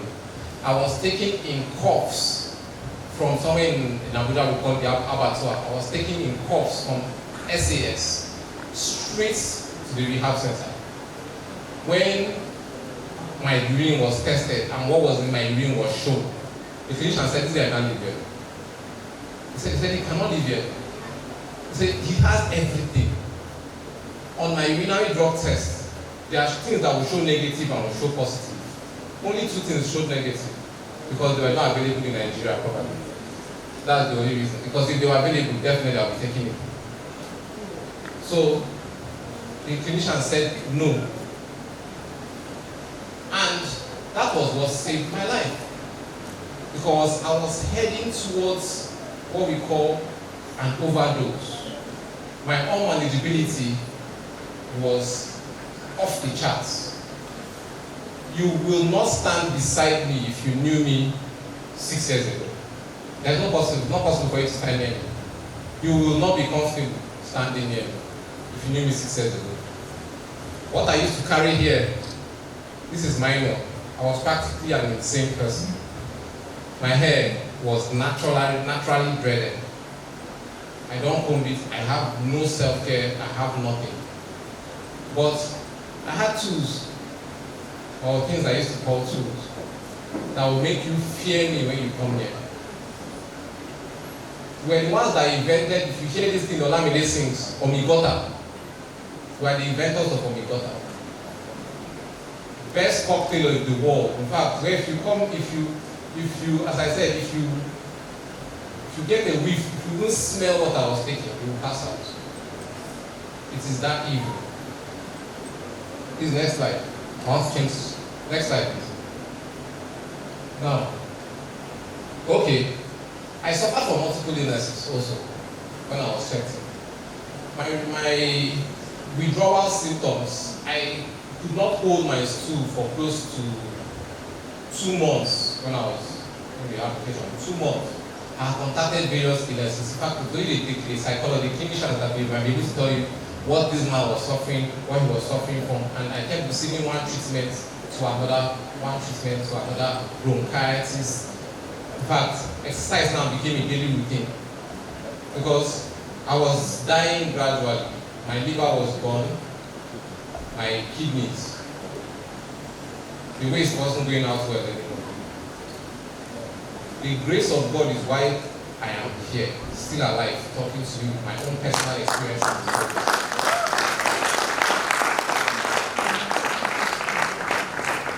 So I was practically saved, and immediately I was saved, and I saw that this is not the way. And I saw what He had done to me, done to my family, done to my life.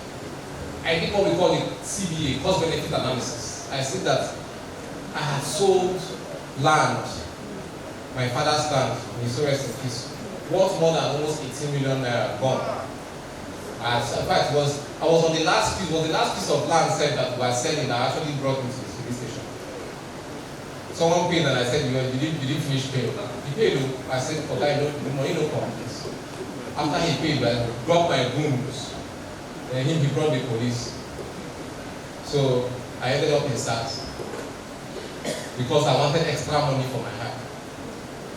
So during this process, you now notice that you have lost more than you can ever gain in life. Not your time, you can never gain back, it's gone. Not the money, you can never gain back, it's gone. So what is it that drugs can give you apart from a close call to death? Nothing I can tell you. That 1 minute high, as the demonstrators here gave us, 1 minute high. If you take it, it's an eternity of suffering. That 1 minute pleasure will give you an eternity of suffering. The next slide, please. Okay. I think I've already spoken about this. No need. Next slide, please. Now, your support systems. I really want to thank Dr. Kuli Adeshina, one of my saviors here and my mentor, because I would say he was costing over 800,000 naira per month. So imagine living in a facility after 6 months, know what he saw, but this is the thing you're seeing standing right here now. Because after I left, I have been able to acquire my programming degree. So I have been able to get my degree. I have multiple applications online right now that maybe you go through and sometimes you pass on a daily that you can download and working on plenty what we call EMR systems now in Nigeria. I have been able to achieve too much. I'm part of what we call the Recovery Advocacy Network of Africa also. It's been greater heights to greater heights since we left the drug life. It has been greater heights to greater heights. And this is my 5th year in recovery, and I've been a sober person. 5 years now, I have not seen, tasted, or done anything with anything that has to do with substance abuse. How did I achieve that? When I was leaving the facility, first thing was delete everything you know and everyone you know. So, all my contacts, gone. Facebook account, gone. Instagram, gone. Snapchat, gone. TikTok, everything. Social media, gone. Got a new SIM card, and I started with a small touchline phone. Brand new life, no contact. I refused to go back home since then. I have not been in Jos since 2001. Because I'm originally I stay in Jos. I was born and bred in Jos. And that's where I think we need to visit very soon, because the epidemic grows larger and larger every day over there too. The northern states, we need to really focus on them also. Because for people who don't encourage taking alcohol because of the Muslim community and they say it's haram, there's an alternative.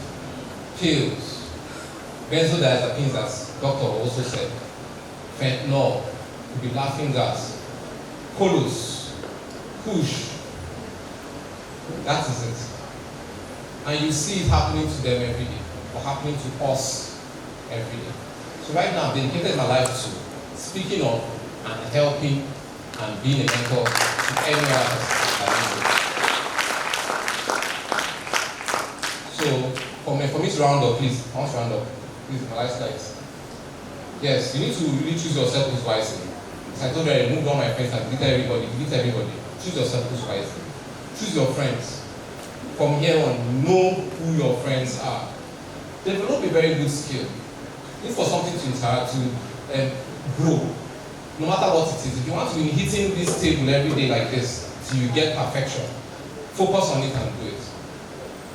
You will be known for the table hitter for the rest of your life, and to be legacy, because this will become something that, look, if you want someone to hit the table perfectly, it is me, so develop that skill. Then seek help early.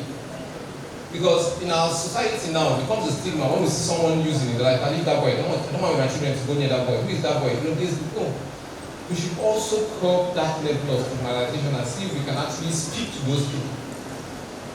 If not knowing why, the why is no more the reason. They are enjoying it. Let me tell you, they believe there is enjoyment. So what can we do to deter them from that enjoyment that they perceive? And to let them know that this is not enjoyment but destruction. Next slide, please. This prayer is the most powerful prayer in the world. This prayer I learned in Serenity Hospital when I was treated, and I say this prayer every day. That's why I added it to my slide. This prayer says, it's called the Serenity Prayer.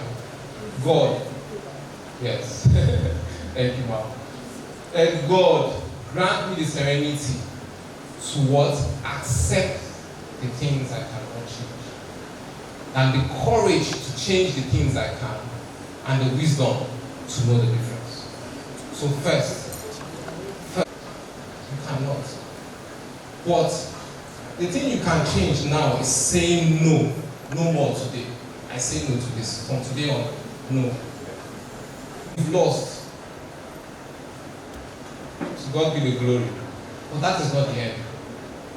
Because even in the Bible it says, greater is the end of a thing than the beginning thereof.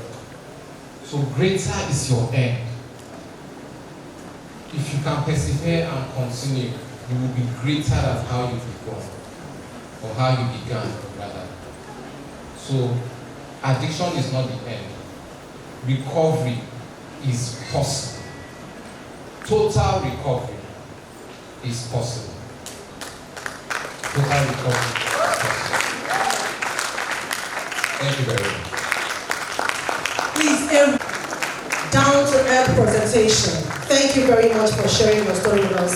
Thank you. Make it bigger and better. You can have your seat. Thank you so much. Thank you. 1 minute of high science secondary school, Lokoja. Imagine waking up every day, feeling overwhelmed, sad, anxious, and unable to carry out the most simplest tasks. Many people appear to be healthy outside, but may be silently struggling inside. The mental health is a vital aspect of the human life, which influences how we think, feel, behave, and interact with each other. In the world today, many people face various challenges such as academic pressure, financial instability, family conflict, unemployment, which may affect their mental and emotional well-being. According to the World Health Organization, the mental health is not just the absence of mental illness, but it's a state of well-being whereby an individual realizes ability, work productively, and contribute to the society. Therefore, recognizing mental health, maintaining a good mental health, and understanding the concept of mental health is very essential to us as individual, family, school, and society at large. Thank you.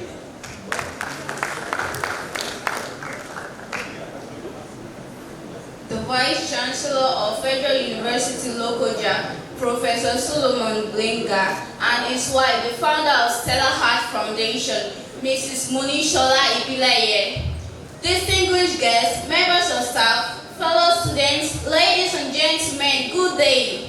We are students of GYB Model Science Secondary School. It is a great honor and a privilege to stand before you today, especially on this special occasion, marking the 60th birthday celebration of our esteemed and very hardworking Vice Chancellor.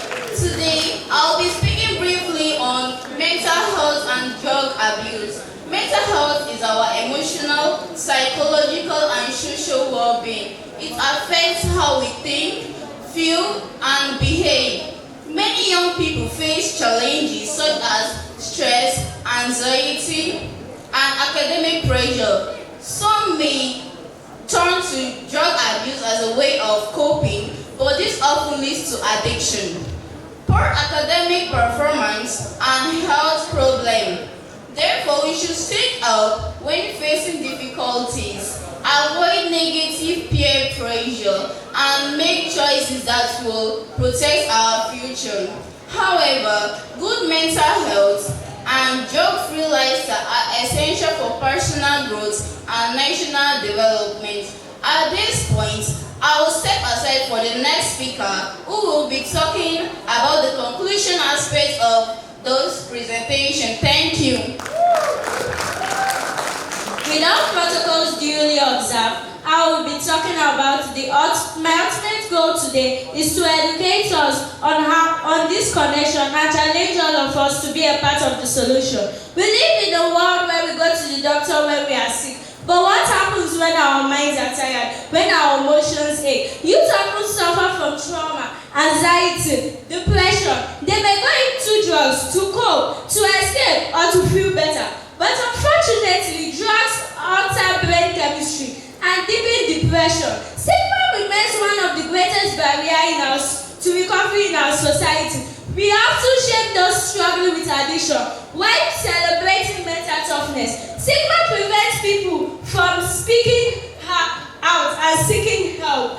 So what shall we do? What is the way forward? How do we break this cycle? We must create an environment where people are willing to share their struggles without fear of judgment. We must equip our youth with a coping mechanism. And so, let us know that speaking out about our struggles is a great sign of incredible strength. There is no health without mental health. The mental health is a collective responsibility. So let us say no to drugs. Let us embrace mental wellness. Let us build positive characters. Let us believe in ourselves. Do the things you love. Stay and never let circumstances or people define who you are. So, thank you all for listening and happy birthday to our great, honorable and disciplined professor. God bless Kogi State and God bless the entire Republic of Nigeria. Thank you. On behalf of GYB Model Science Secondary School, we are here to present this little work of art to Vice Chancellor Professor Solomon Benga.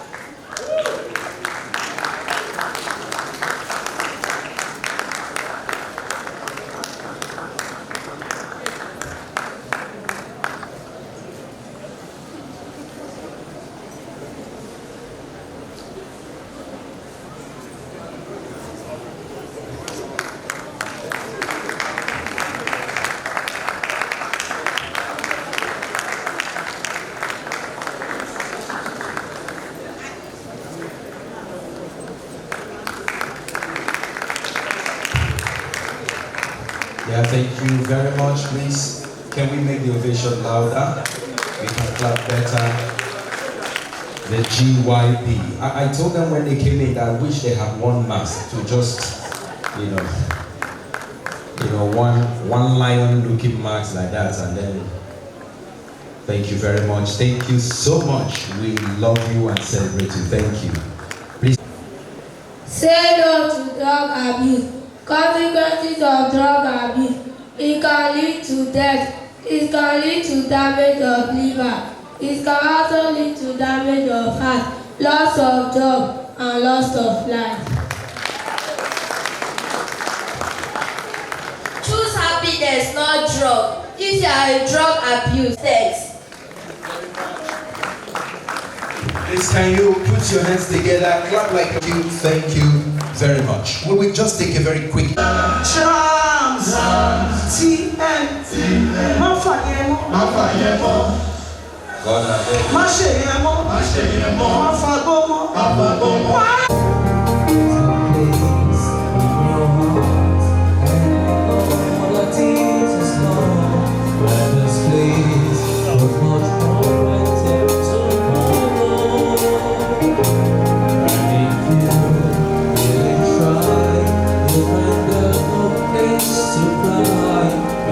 Please, you will feel no sorrow.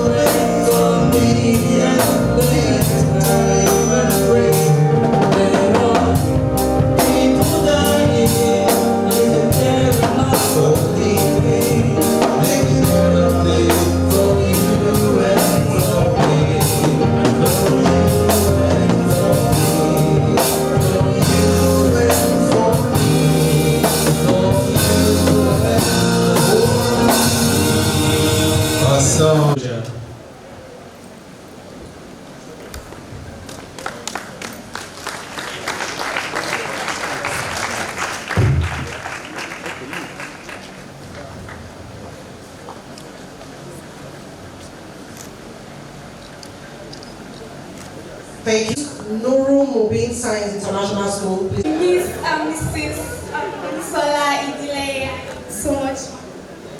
I have the privilege to be here to share idea on drug addiction.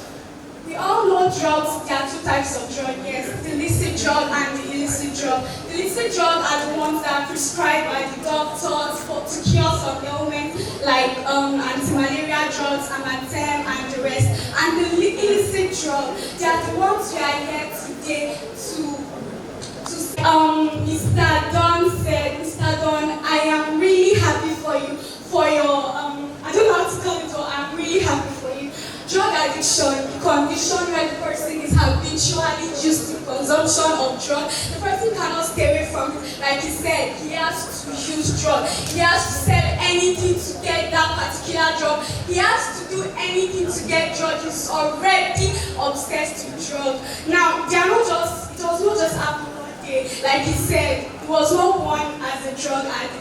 It starts from somewhere, the experimental stage. The stage where it's like, okay, let me even see how it feels. Let me even see what they gain from it. You know, that's the experimental stage, the first stage. The second stage is the occasional stage, when he's feeling down, when he wants to just clear his head. Yeah, that's the word. I used to use this drug to clear my head. You don't have to use drugs to clear your head. You can pray, like he said, you can pray, you can seek advice. You don't need drugs to clear your head. The next one is the regular stage. He has to just take this drug. He has to use it. And the last one, which is the dangerous one, is the dependent stage. He cannot live without it. He just has to use it. Like, using drugs it has become part of him, like he literally has to do this. And now the reasons, the number one, the worst of it all is peer pressure.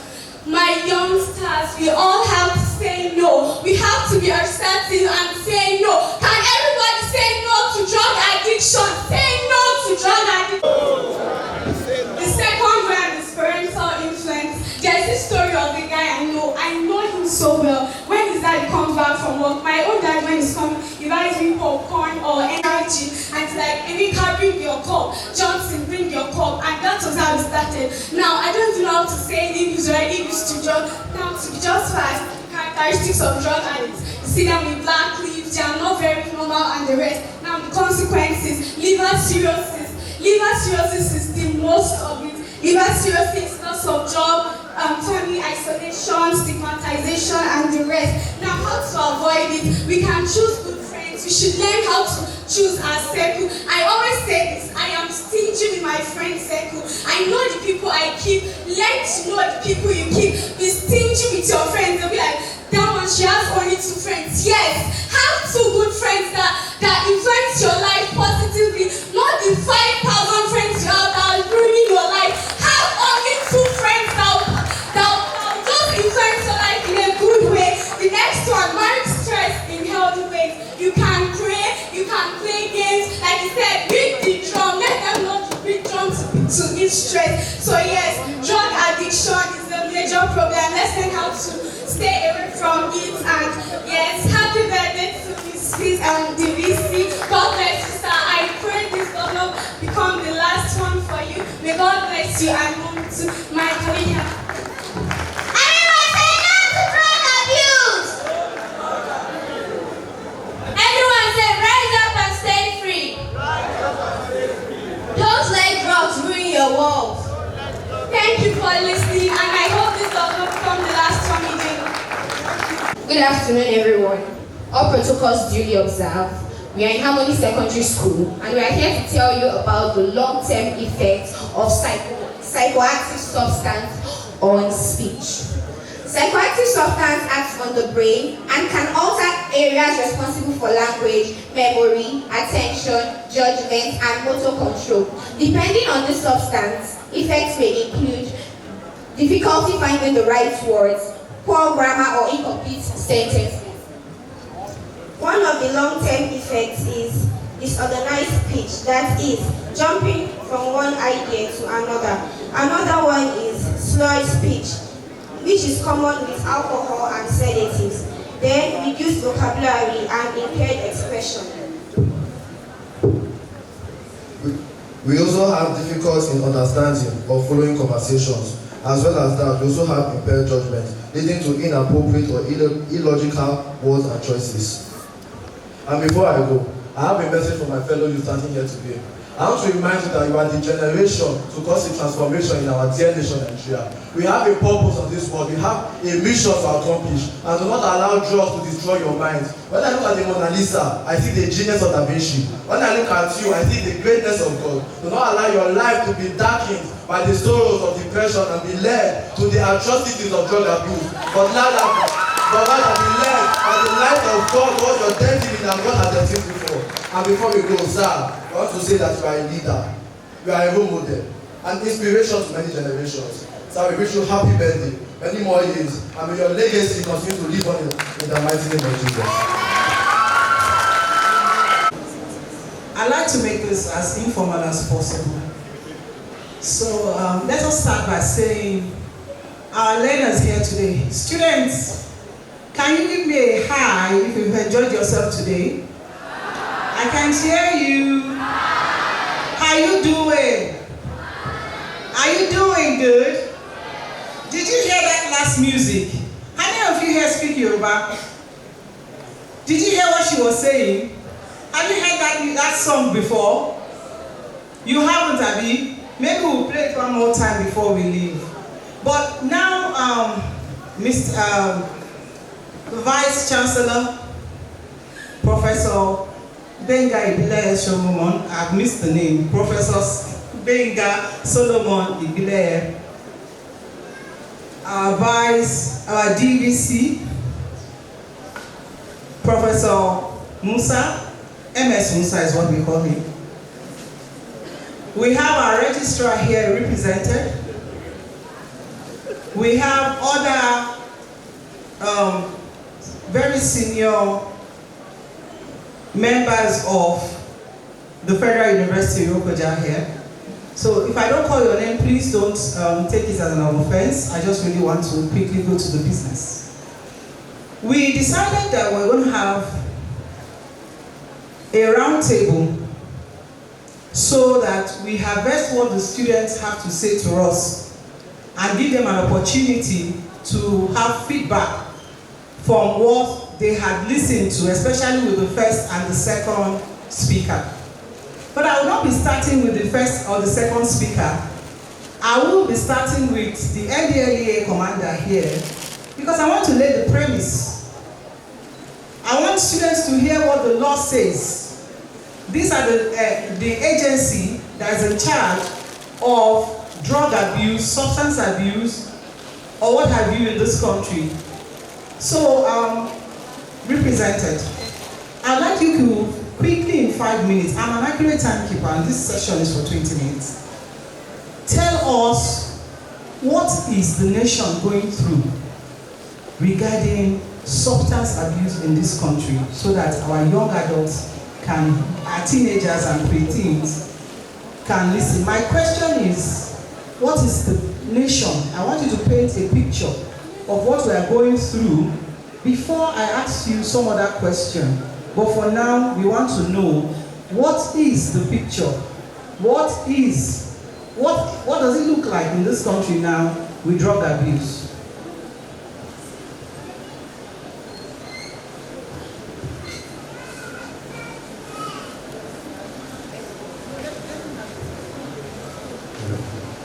Thank you very much. The Vice Chancellor, sir, all of that was duly observed.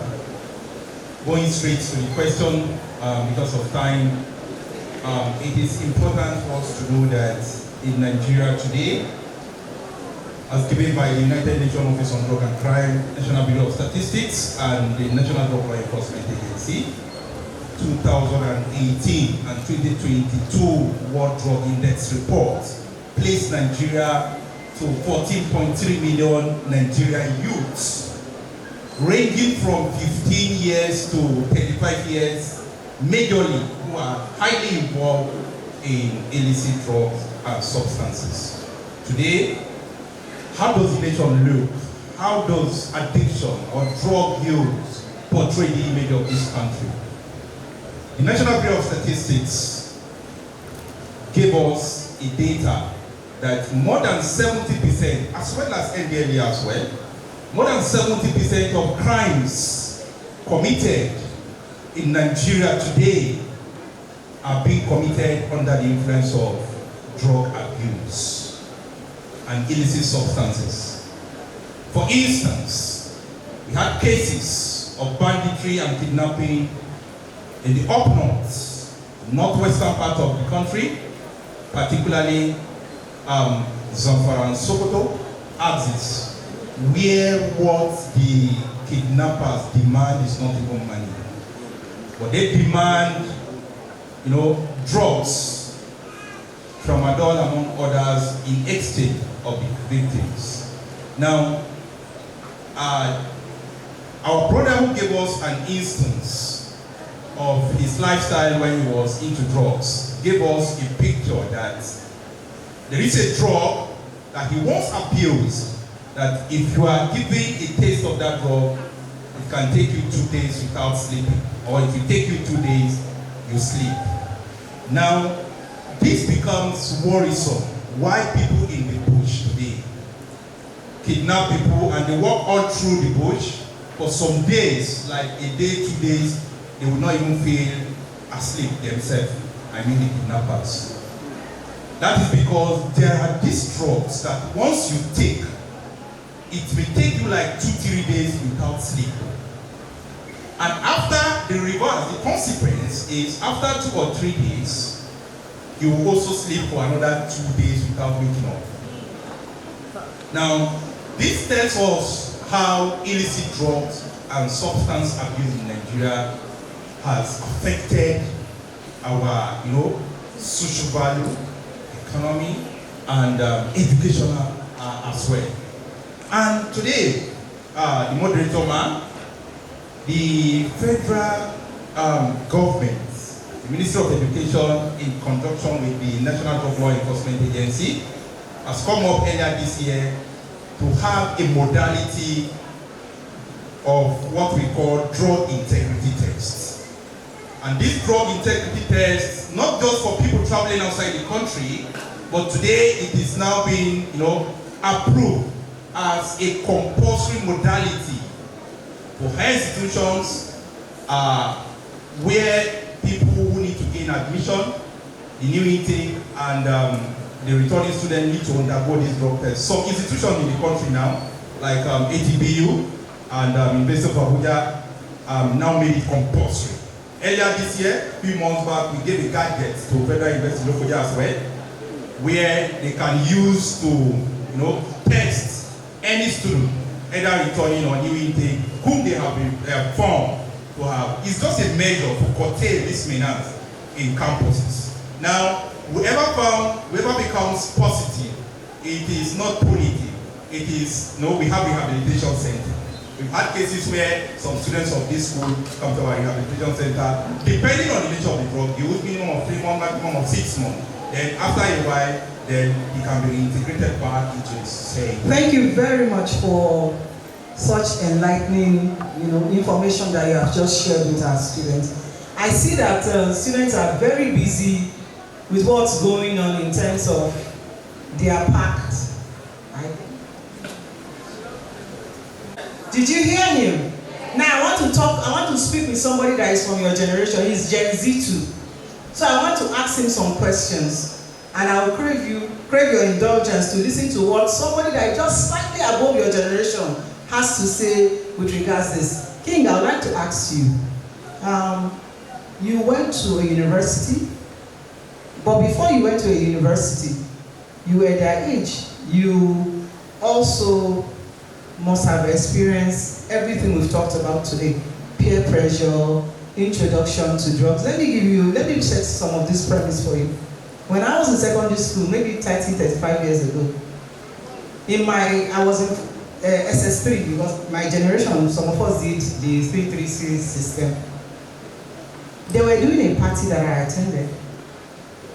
And then I was giving Sprite. It was Sprite. It was dark. I was a boarder, so the party was actually in the hostel. But immediately I took that bottle and I perceived it. I gave it back to them. somehow I've been groomed to, like that young girl said, to be aware of my surrounding. And I've been groomed to know that I didn't want to take alcohol at that age. So can you tell me what it's like to grow up in this era of internet, drug abuse, substance abuse? Let us hear a lived experience of a young adult and how you are navigating it into adulthood now. Good afternoon, everyone. Good afternoon, everyone. I know my voice is deep, but we're still from the same generation. Good afternoon, everyone. If I say rise up, you say stay free. Rise up. Stay free. Rise up. Stay free. Yes. Yes. So the peer pressure of this generation is very real, because from this generation we are actually called, we are the digital natives. What that means is we grew up with technology, right? So we get early exposure to pop culture, we get early exposure to artists, we get early exposure to all these substances.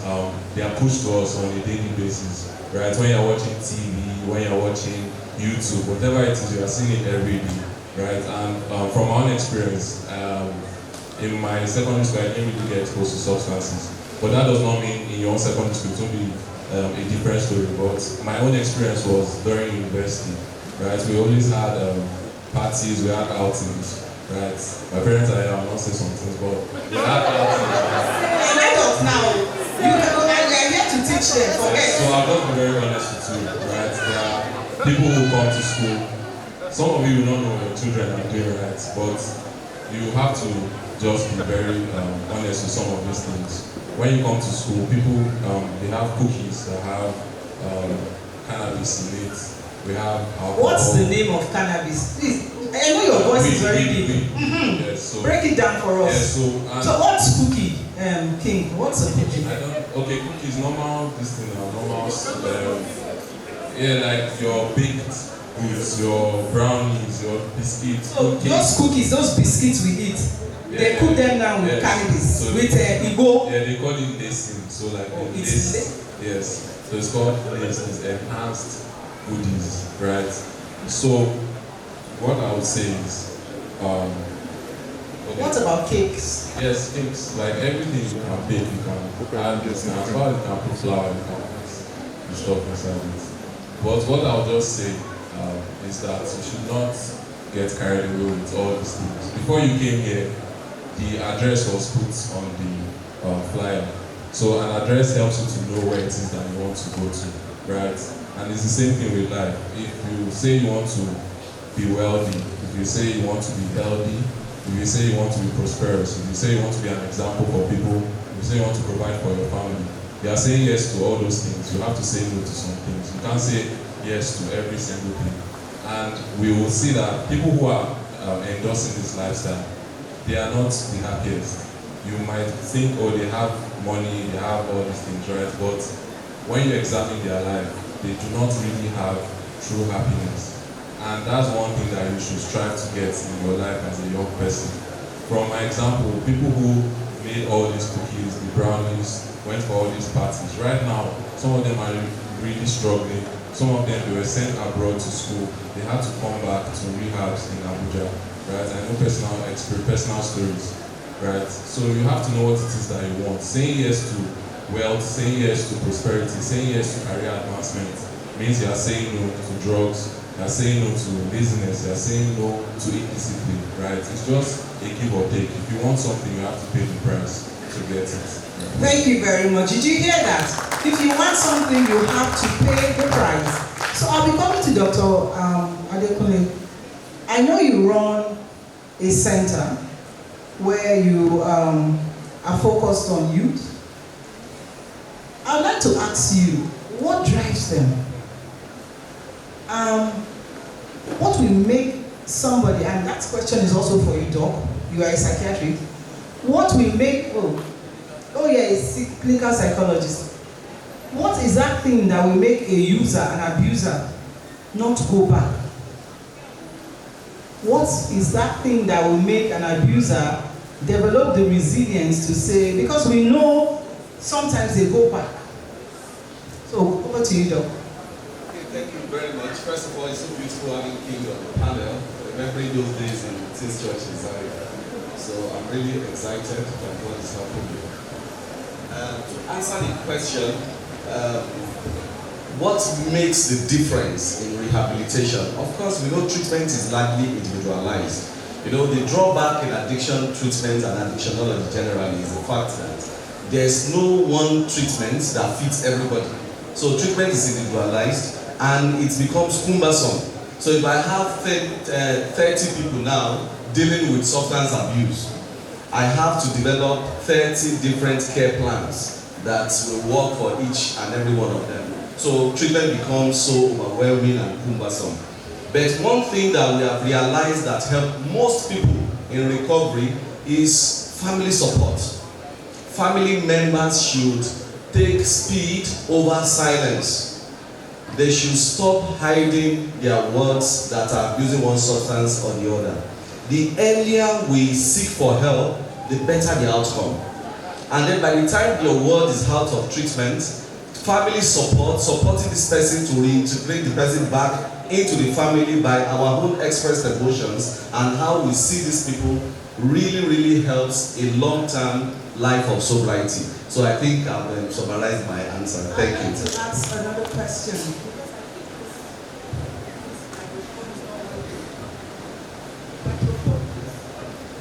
I'd like to ask you another question.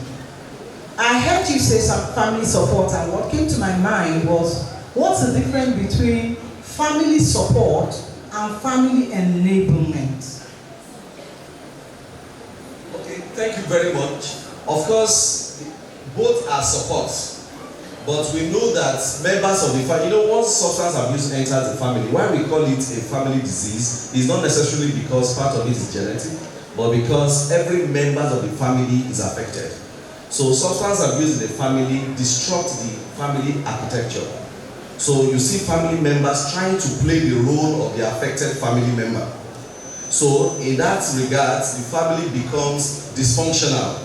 Now you have the scapegoat in the family, you have the hero in the family, you have the person that is a victim in the family, you have the enabler and the blamer, the person that will specialize in blaming another family member for the cause of this person's drug problem.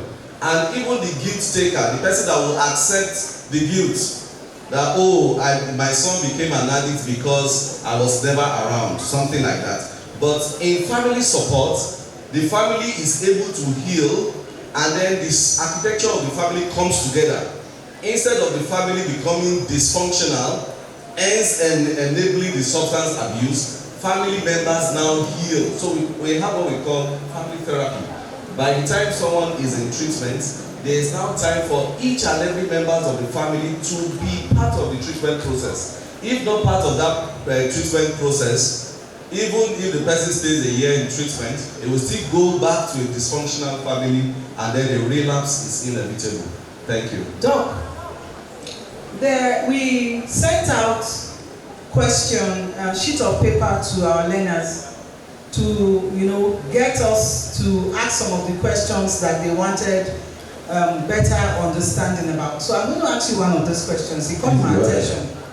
Please go ahead. It says, what do you do if your parents are also into drug abuse? Wow.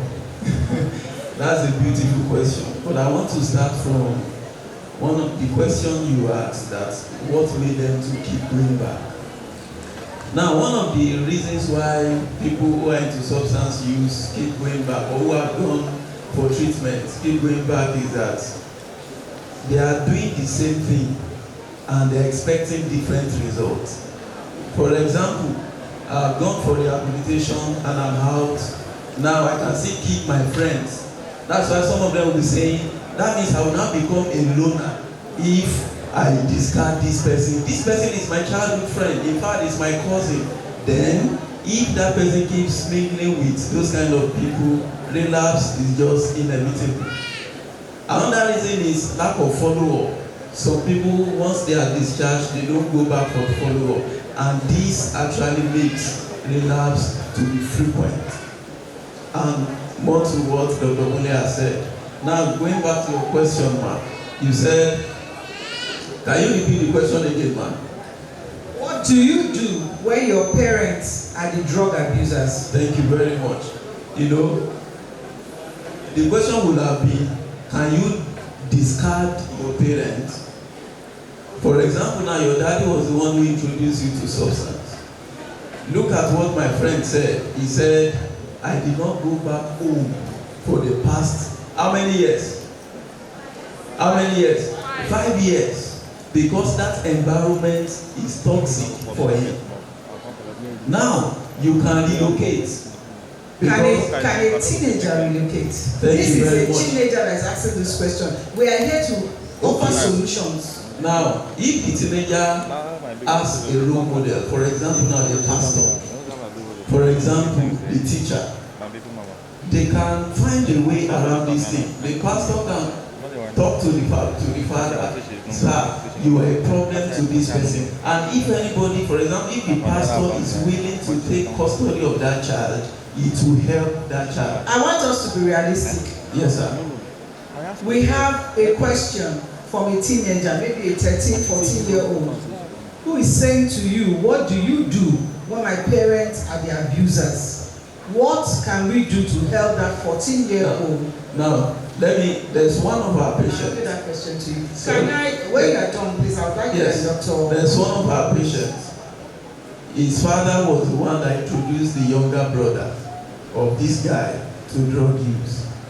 Do you know what he did? He was using the errors of that man to help his own life. He was using the mistakes of this man to help his own life. No, if my daddy is behaving like this, I cannot. So your own is, do not see the negativities in that man as a reason for you to start using substances. Of course, substance abuse can be inherited, because already there's a template that child has inherited from the father.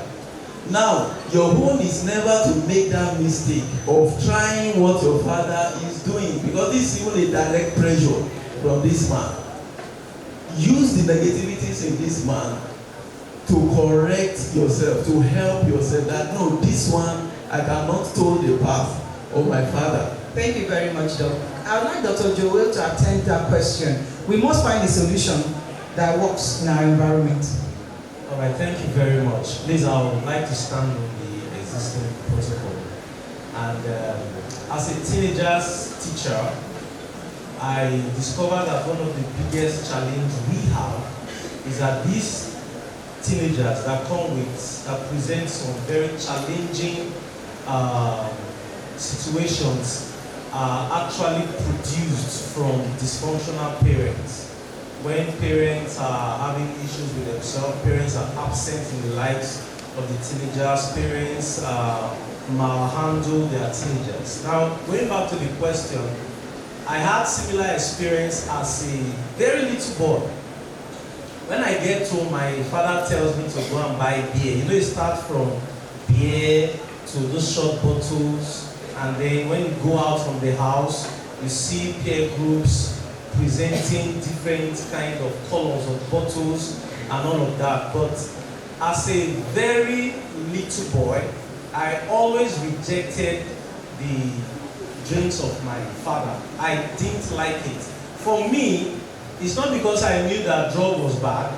For me, I was like, this thing is bitter. As in, it's not making sense to me. And then I was rejecting it. But now this is the answer I would like to give every teenager here.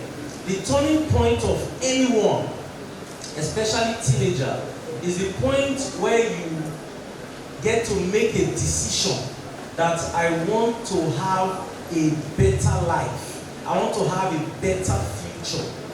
And then, like what King said, you begin to know what you say yes to, and you begin to know what you say no to. Many teenagers are just floating, and then anything goes. This come, they take it, that come, they take it. Now, if you have come to that point where you make that decision, like our speaker said you should make today, when you get back home, you know that this thing my dad is doing is not good for me. This thing my mommy is doing, because some mommies are also the drug abusers. this thing my parents are doing is not good for me, you have to now begin to enter a mode of fight within your spirit. You can't fight your parents, take note. You can't shout on them, you can't do some things with them, but you know how to fight. Teenagers know how to fight what they don't want. When their parents say do this and they don't want it, they know how there's this internal battle that go on. So you begin to fight within your spirit and say, I will not be indulged in polos, I will not be indulged in any kind of unwanted drugs. And then you begin to cry for help. There is somebody your parents respect, there's somebody your parents will listen to. Begin to cry to them and tell them, this thing is not good for me. But ultimately, make that decision in your mind and say, I'm not going to be indulged in it. And they are not going to force you, they are not going to kill you to take it. They will eventually, like my father, have to respect me that don't mind this one, get out from here. He's not going to take it. And then you have become free. I'd like to put that same question to King. This is somebody from your generation that is asking you that what would you do if your parents are the abusers? King, would you have the mind to leave your home if your parents were abusers at 13, 14 and they were still sponsoring you? Okay. So I know there are times I've been disciplined and I'll say, oh, I'll run away from the house for a month. I cannot run away because I can't take care of myself, right? But I know that as a 13-year-old, a 14-year-old, because I have a 14-year-old cousin and she's very intelligent, she's very outspoken. I know that if a teenager wants something, they know how to go about it, they know how to take their stand. But if I know this situation is not the best situation, and it's very sad that this is happening to you, right? But for the very fact that you're asking this question, it means that you have come to the terms with the fact that substance abuse is not the right way to go. You know that if you were in agreement with this, you wouldn't be posing that question to us. So you know that this is not what you want for yourself, this is not what you want for your future. So I'll just say, you have to seek the advice of people you respect in your environment. You go to church, you go to school, you reach out to them, pending when you can leave the house for university, and that is when I believe you can have true freedom. University will give you the time to turn your life around. And from there, NYC or more, you are gone. So that's it. Thank you so much. Thank you so much for being so real. NDLEA, there's a question here for you. He said, even though we do not take drugs, can we be drug dealers to make ends meet?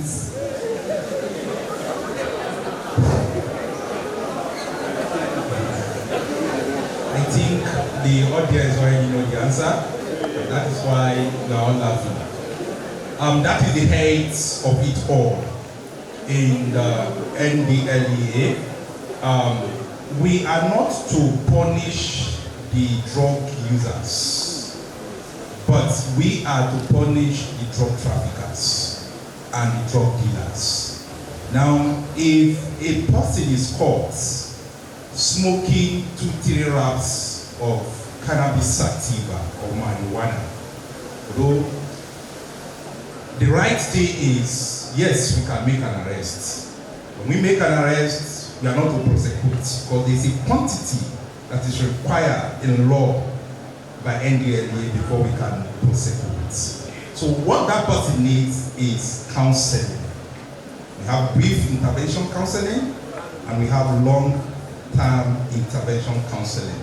Depending if a drug integrity test is run upon the person and we discover it is just on cannabis sativa, it's not taking heroin, opium, among others, so it may be brief intervention counseling. But in terms of trafficking, when a particular spot is discovered, either a house, a person, or a shop, or a pharmaceutical shop, for instance, is discovered to be selling tramadol. Although tramadol is a prescriptive drug, but more than the quantity, that is expected of such a shop or a person, we can make an arrest, and the law will take its course. The same thing with cannabis sativa, which is Ibo, Bibi, and so on and so forth. So prosecution will take place, and it has a very long-term consequences. So could you kindly tell our young teenager who thinks that they can use being a dealer as a justification to make end meet.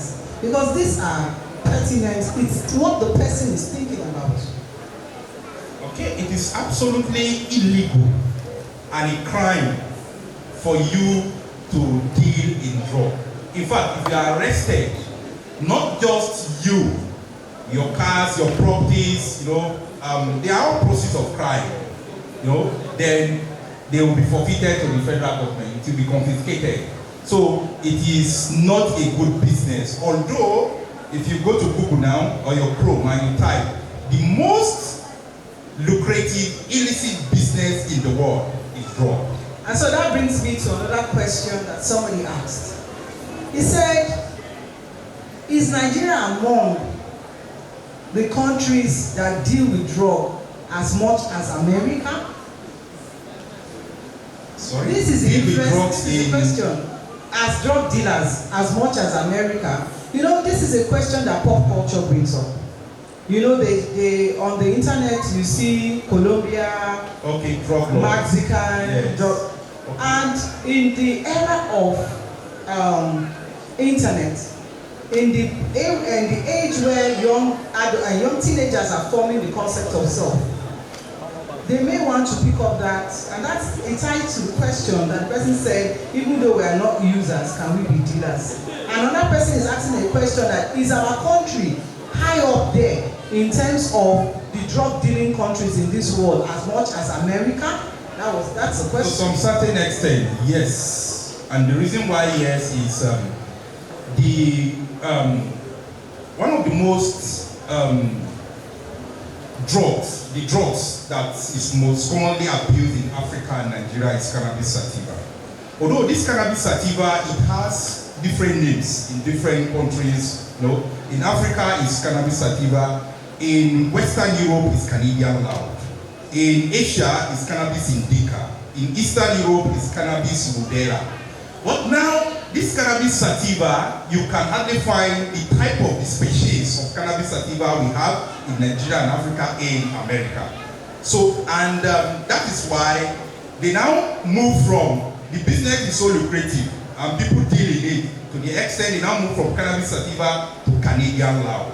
And Canadian loud mostly is being shipped from US and that of Canada and other Western Europe. So it's another high addictive nature, stimulant as well, more than even cannabis sativa. So Nigeria is also up there, but looking at the continental, analysis, if you want to compare, I think in Africa, because of the, economic growth of the country, Nigeria takes the lead of cannabis sativa. This cannabis sativa is mostly in the western part of the country, because it is being shipped from western part of Nigeria to up north. The Ondo, Osun, Akura, and so they are the one that mostly cultivate it. All right, I have a question for Doc Adekune. One of our young teenagers here wants to find out if drug abuse causes mouth cancer.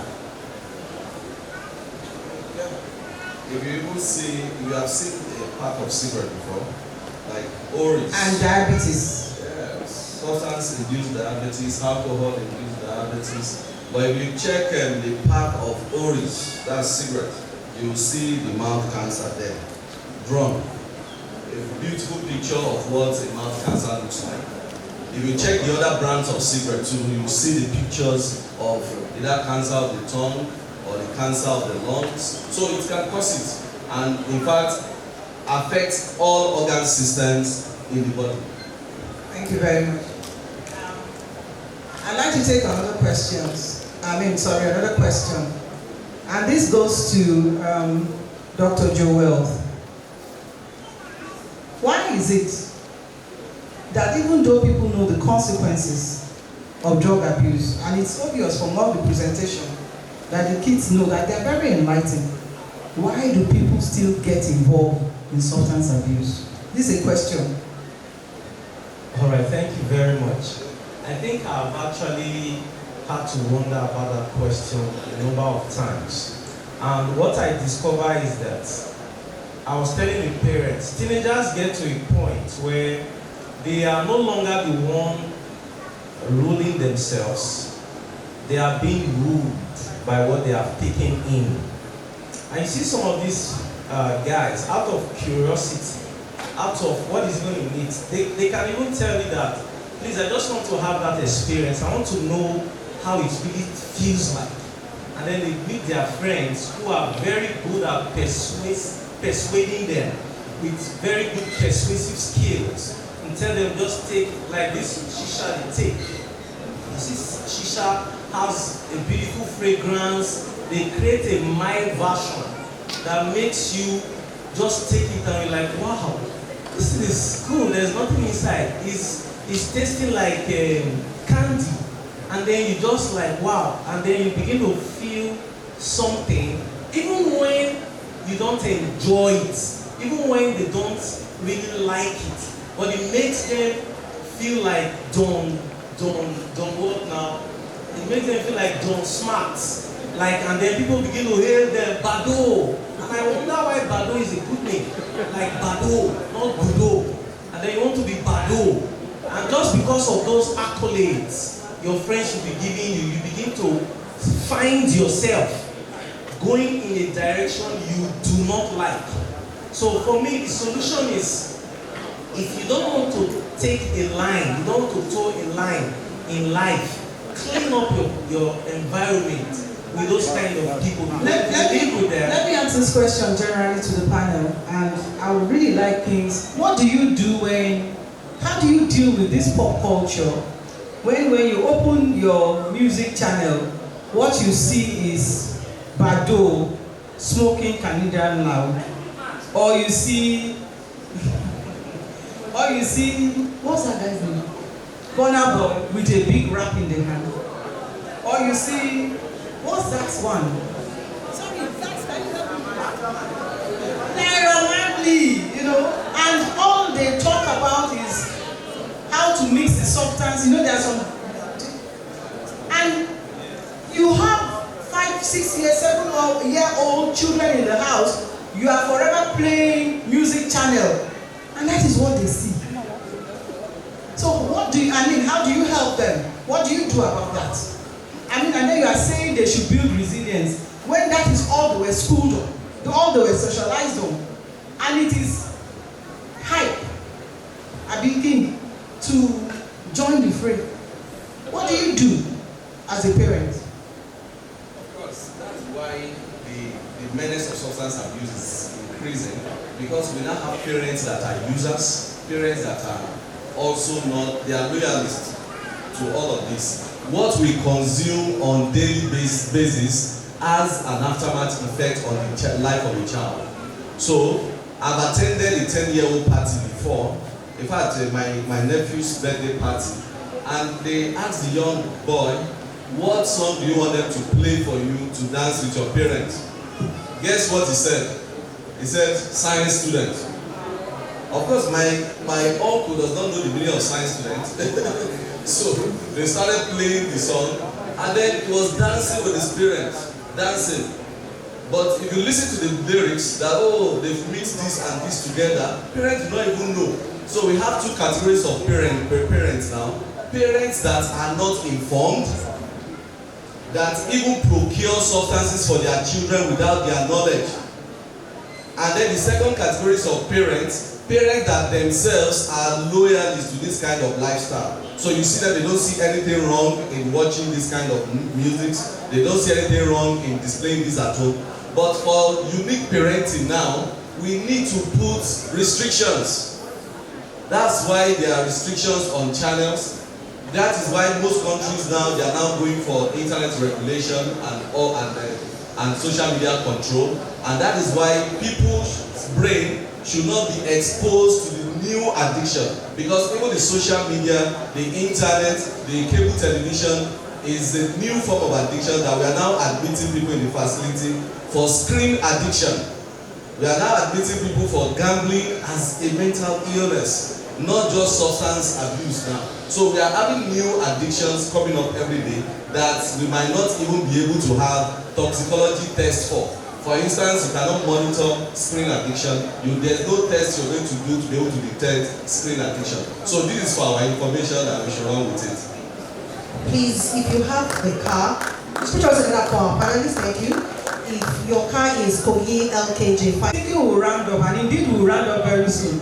But the students that we brought here are asking those questions.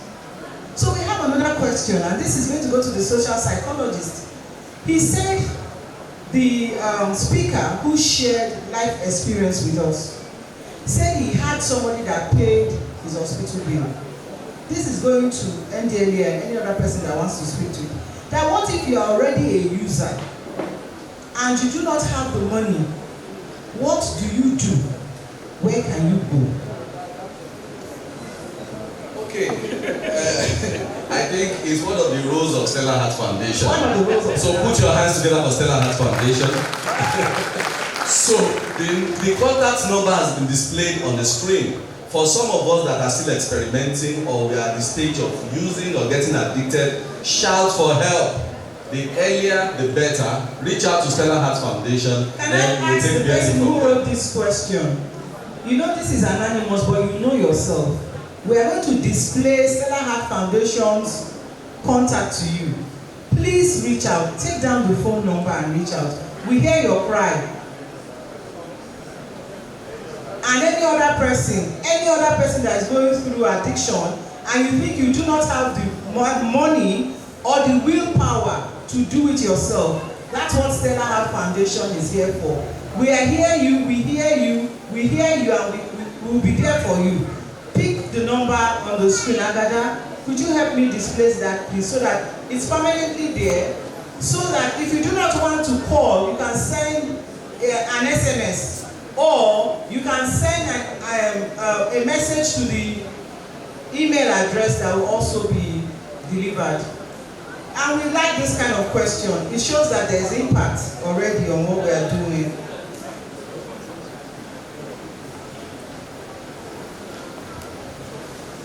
Now we have a problem. We have a question of trust.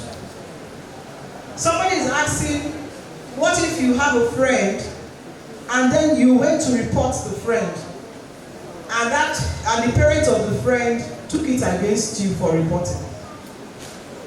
Yes. What do you do? Okay.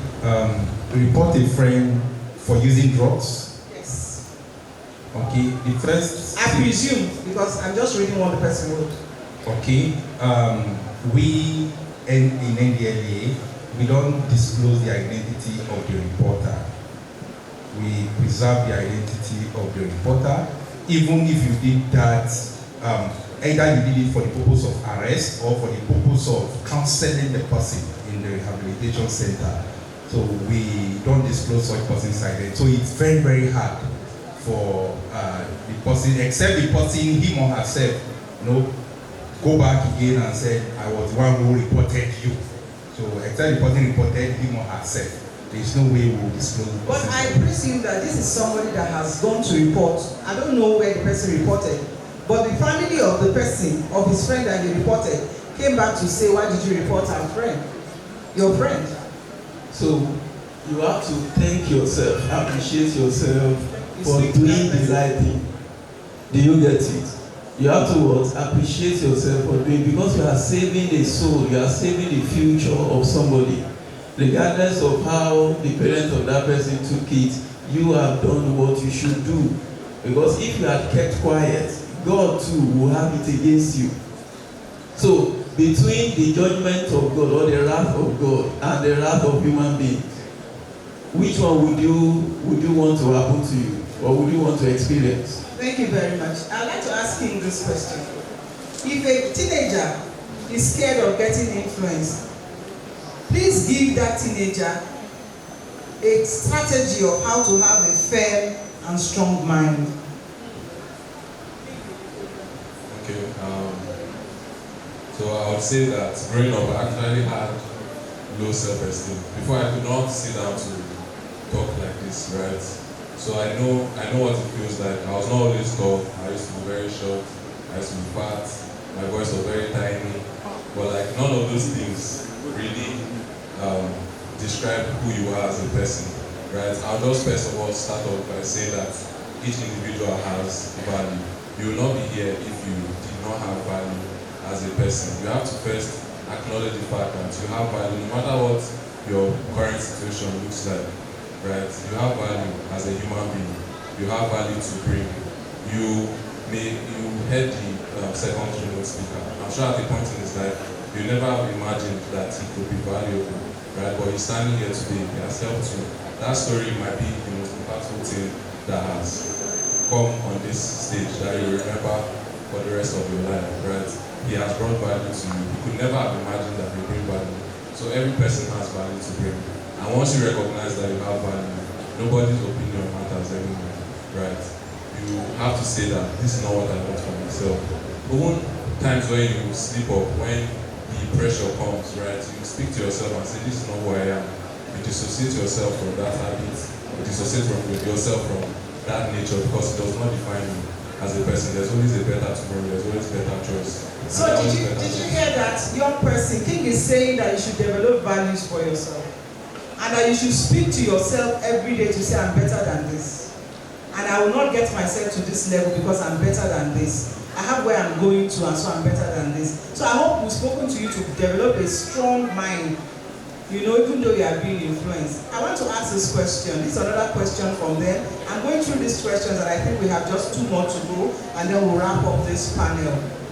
Doctor, all you have told us about are the negative effects of drug abuse. But we know that there are positive effects of drug abuse. Sometimes cannabis is used to treat some medical conditions. Are there no positive effects of drug abuse?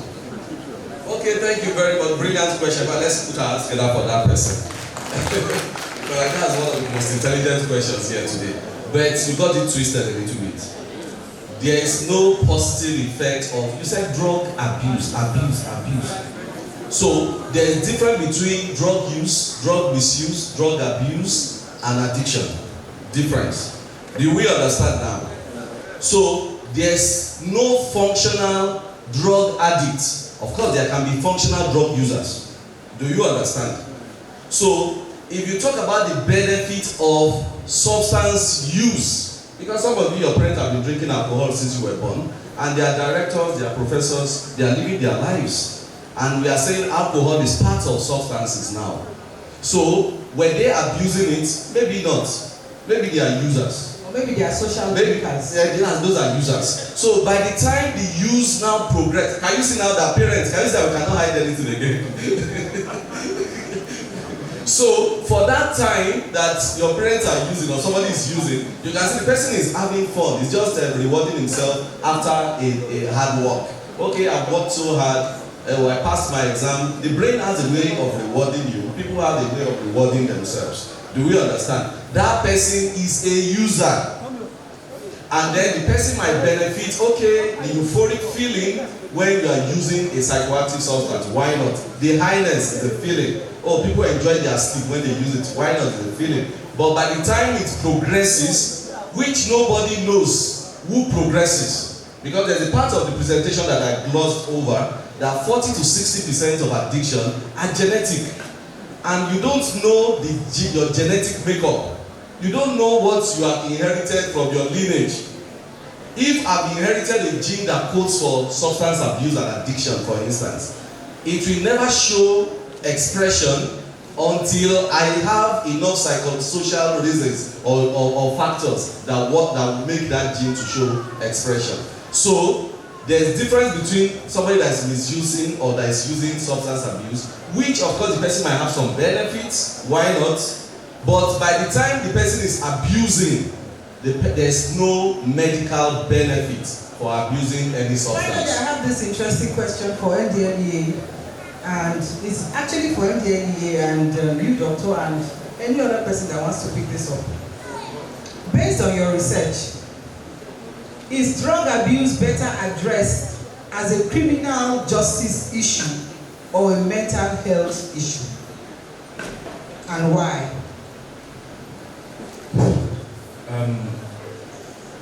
It is both, but it is more of mental health issue because 90% of these drugs, if not 100%, they have an effect on the central nervous system. and the psychological state of mind of an individual. And that is where you have to deal with it as a mental health issue. I said before that the abusers are not to be prosecuted. They are to be counseled, either short term or long term. That is counseled, that means there's a mental challenges there. So, but dealers, of course, that is where prosecution comes in. So it's more of mental issue than arresting them and prosecuting. Can we have the clinical psychologist speak to you? And it says around. Yes, it can be both. For example, now you are high and you kill somebody. I've seen a patient, the younger brother that he killed was a medical doctor. He killed this man and he went and hid somewhere. So what should be done? He was arrested, or he ought to have been arrested. Do you get it? But of course, the guy had come down with mental illness. He has bad schizophrenia. Do you get? So it can be both criminal or mental health. But it's more of mental health. But of course, once you start abusing substances, you won't be able to identify what and what you will be able to do. It can make you to even kill yourself or kill a beloved person. And if that happens, then you'll be prosecuted. Okay, to add to that, so they go hand in hand. If you look at UNODC's United Nations Drug or Office on Drugs and Crime, drug abuse and criminality goes together. You can see insecurity in Nigeria, banditry goes with substance abuse. Do we understand? So if you drive other influence, as legal as alcohol is, why not? People can drink alcohol, but by the time you drink and you enter your car to drive, you don't have the right to be on the road again. Because your life is not just at risk, but the life of other drug users. So driving other influence in Nigeria is 6 months jail term. In the United States is from 6 months to 3 years. And then of course you can lose your driving license after 2 sanctions. So once you use any substance, whether licit or illicit, you are not supposed to do some things. And once it leads you to doing them, then the other arm of the law will catch up with the person, despite the fact that this person is a patient or a client. Thank you very much. Dr. Joe Smith, I'd like you to give us your final word as we wrap up this round table. But before then, young people, teenagers, have we been able to give some answers to the questions that you sent to us? Hello? What's our theme for today? Can you say it again, please? Did you get something today? Yes. So our panelists are going to give us their final word, and with that we'll come to the end of the round table, and probably the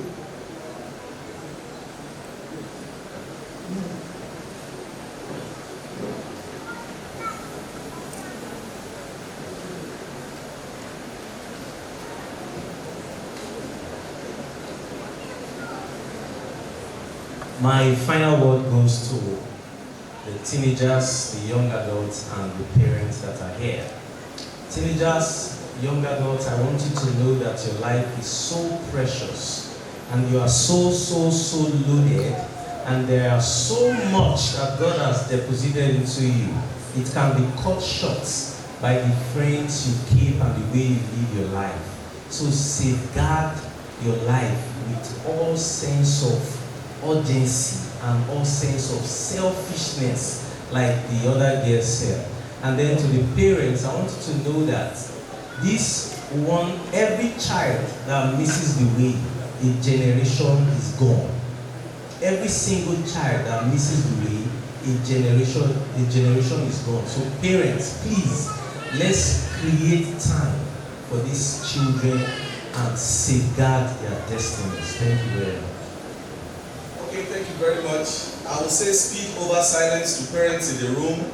Your kids are abusing substances.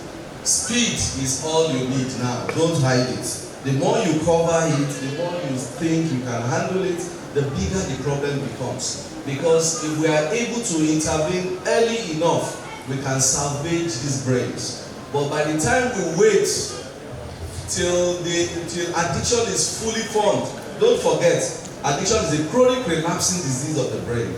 By the time addiction is fully formed, it becomes very difficult to heal. So we should take speed home over silence instead of hiding. We should speak out. Stellaheart Foundation has told us to come speak to them, and then you will not be judged. Instead, you will be helped. Thank you very much. All right. I want to tell you today that the day you start abusing psychoactive substances, your mental age stops. You can only be growing chronologically. That's why you see a 50-year-old person still behaving like a child. He doesn't have a house, he doesn't have a job, and he doesn't care. The reason is his mental age has stopped. Then for parents, we should take time to listen to whatever our children are listening to. Let's sit with them. Or even though we are busy, but let's find time to watch that movie they enjoy watching, to listen to that music they enjoy listening to. That will help us a lot, so that they will not become our problems at the end of the day. Thank you. Thank you very much. My final note will be on two sides. On the part of the management, I think it is time for us to inculcate drug education in the school curriculum, so that we get to know the dangers and the consequences inherent in these drugs. The students who can learn about that. Again, on our teenagers and the youth generally, we should know that the type of names we bear will go a long way to define us. Pablo Escobar. In several streets in Nigeria today, you hear people among their peers, the youth, the teenagers, bearing Pablo. Pablo Escobar is not a Nigerian name. Pablo Escobar is a name from Colombia. In fact, the person that bear that Pablo was killed in 1993 by the Drug Enforcement Agency in the United States of America and Central Intelligence Agency. Therefore, when you hear someone called Pablo, it's already a signal that the person is a bad person. So please choose a good name for yourself. Thank you very much. Stay off drug.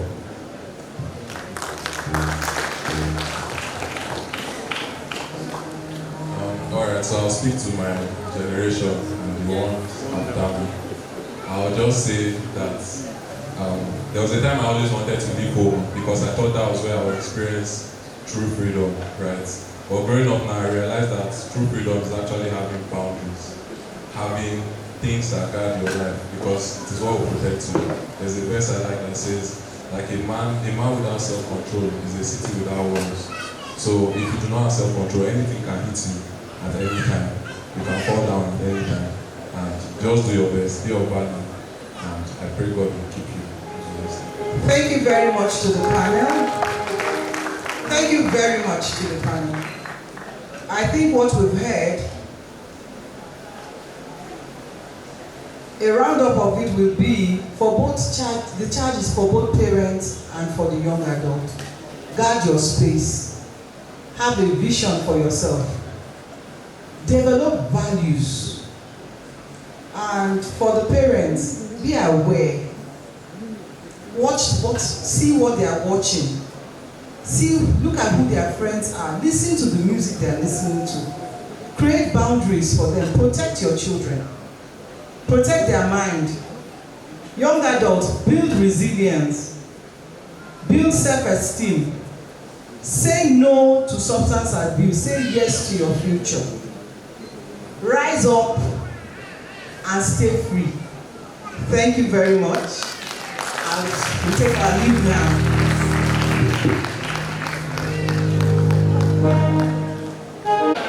Shout it louder. Thank you, sir. What do you say to the delectable one who has his heart for you? What do you say again? Thank you, sir. Please, with a standing ovation, make it bigger and better as we invite upstate the very Vice Chancellor, Federal University, Lokoja, Professor Gbenga Solomon Ibileye, as he takes us in his remarks, celebrating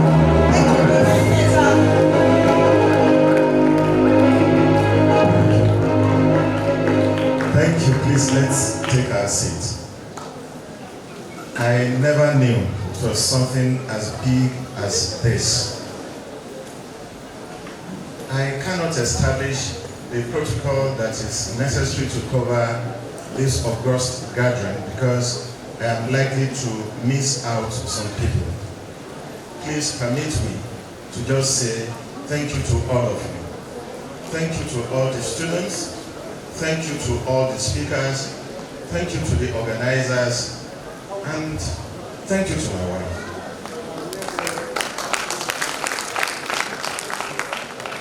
Somebody was asking, what is the secret? He said, you don't look 60. I don't feel it at all. I don't feel 60 at all. I feel, like I used to feel. And I give thanks to Almighty God for preservation, for strength, and for His manifold blessings. I am the least deserving of what has been done to me today. The anchor said she was thanking the Vice Chancellor for giving you this birthday gift. The gratitude should have been the other way around. For me to say, thank you all for giving me such a wonderful birthday gift. I grew up like all of you, exposed to pressure.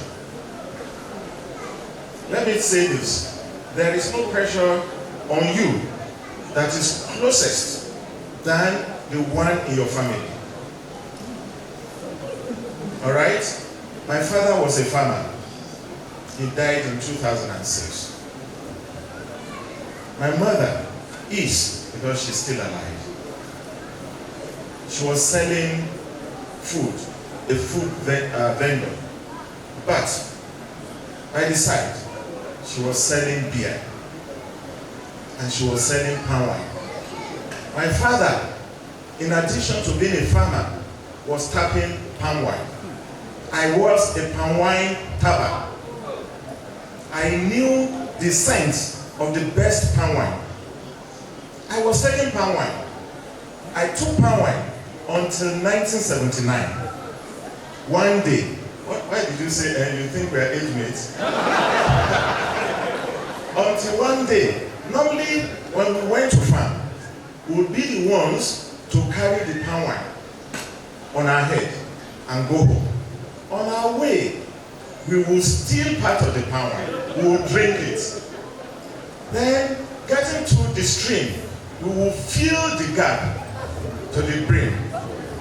One day, in 1979, we started sipping the palm wine as we were going home.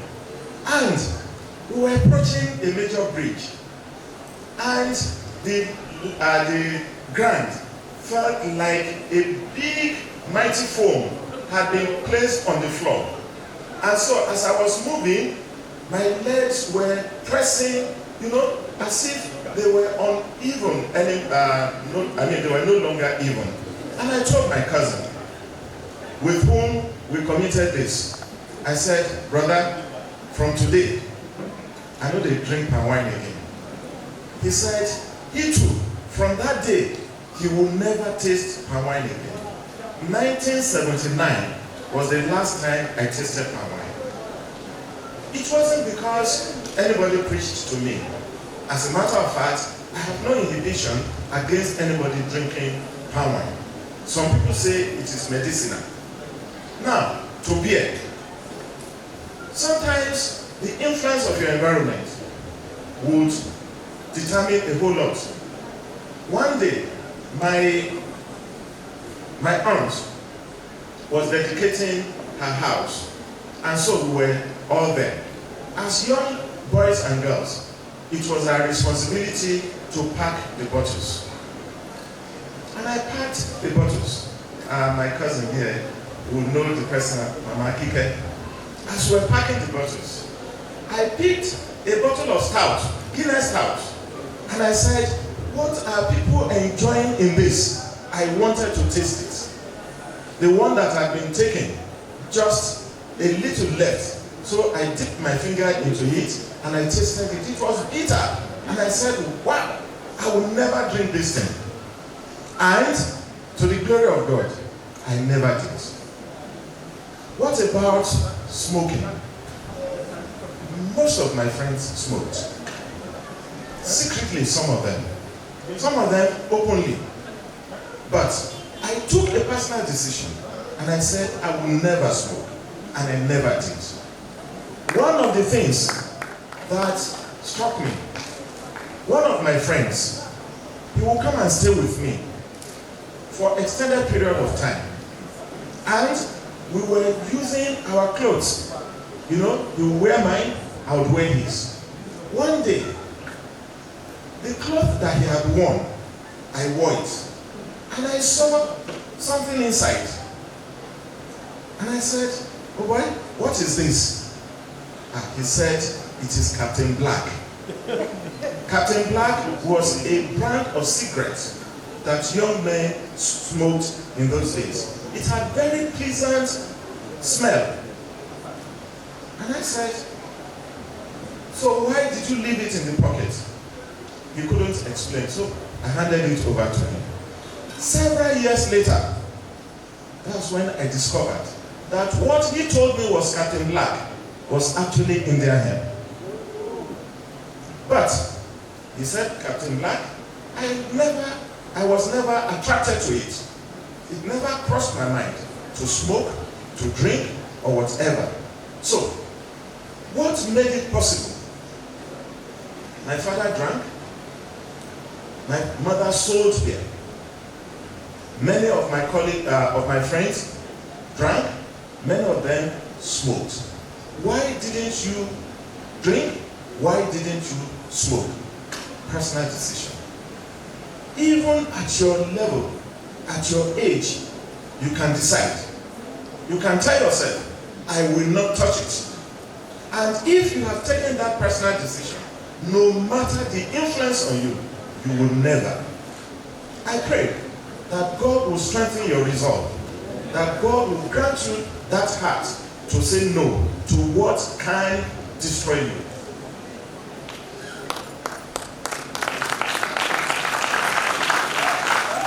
You know why I said that? I know that whatever goes inside a human being ultimately defines his entire life. If it is socialization, it defines your life. If you grow up seeing your parents beating each other, it defines your life. If you grew up, or if you grow up, taking nourishing food, vegetable, and all of that, it will define your life. If you grow up taking alcohol, taking cannabis, or what did you, is it colos, it will define your life. Whatever you eat, and wisdom is food, knowledge is food, alcohol is food, cigarette is food, anything, your environment is food. Whatever you eat, be it your environment, be it your food, be it your drink, it will define you. Now, ask yourself, where do you want to be in the next 30 years, in the next 40 years? Do you want to be dealing with kidney problem? Is that what you want for your life? Do you want to become a vegetable to yourself? Is that what you want for your life? Ask yourself very tough questions. And no other person can answer the questions for you other than yourself. Let me tell you, right from my young age, I will stand before the mirror and I will talk to Gbenga Ibileye. Today, till today, I still talk to myself. I stand before the mirror, especially now that I've become busy. When I am having my bath, I have a conversation with Gbenga Ibileye. Mostly, I ask myself, that thing you did in the office, why did you do it? You should have done it the other way around. I talk to myself. I ask myself tough questions, and I punish myself for mistakes that I made. As young people, do that. Stand before the mirror. Measure your name. Tell yourself, you deserve better than this.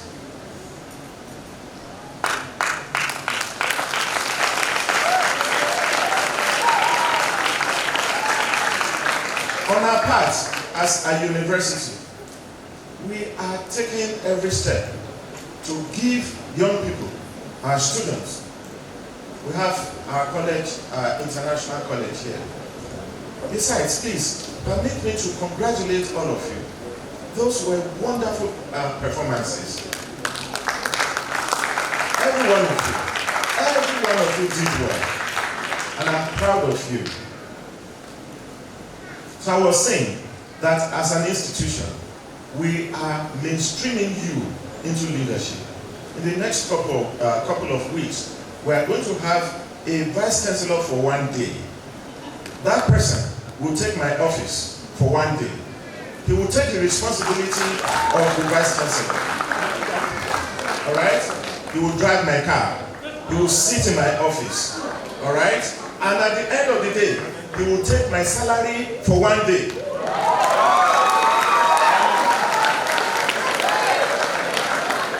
The reason we are doing this is so that you will know that there's nothing impossible. If I, Gbenga Ibileye, the son of a farmer who was also a palm wine tapper, the son of a petty trader who was selling food in one small corner of a very remote place, then called Ekenade, there is nothing impossible for you. I don't see you in this mold. I see great men and women sitting in this hall. I am speaking to you as a father. Don't destroy your life. Don't allow anybody to also destroy your life. Don't allow even your parents to destroy you. If your parents are doing what will destroy you, find a way of escape from them. Because it is your life. It is not theirs. If your parents want you to do things that you know are contrary to your destiny, find a way to avoid them. When King was saying those things he said, I was almost peeing in my pants. When he said, you know, we have to say it the way it is. I said, hey, I mean, this boy don't do things behind me. Because honestly, I've always respected King. I consider him a great gift to my family. I do tell people, and honestly, I mean it from the bottom of my heart. I said, if I could have a fraction of the focus of that young man, I would have been somewhere much higher than where I am. Nothing matters to King when he determines to do certain things. Mr. King, where is he? I'm really proud of you.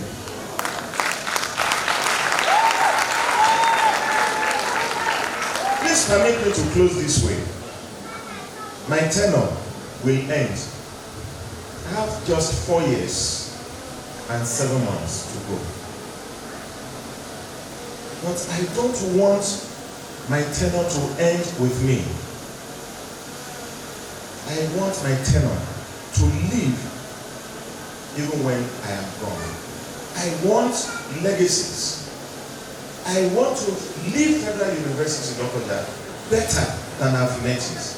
When I am long gone, not as Vice Chancellor, but out of this plane we call the earth, I want it said that one Vice Chancellor was here and he made impact.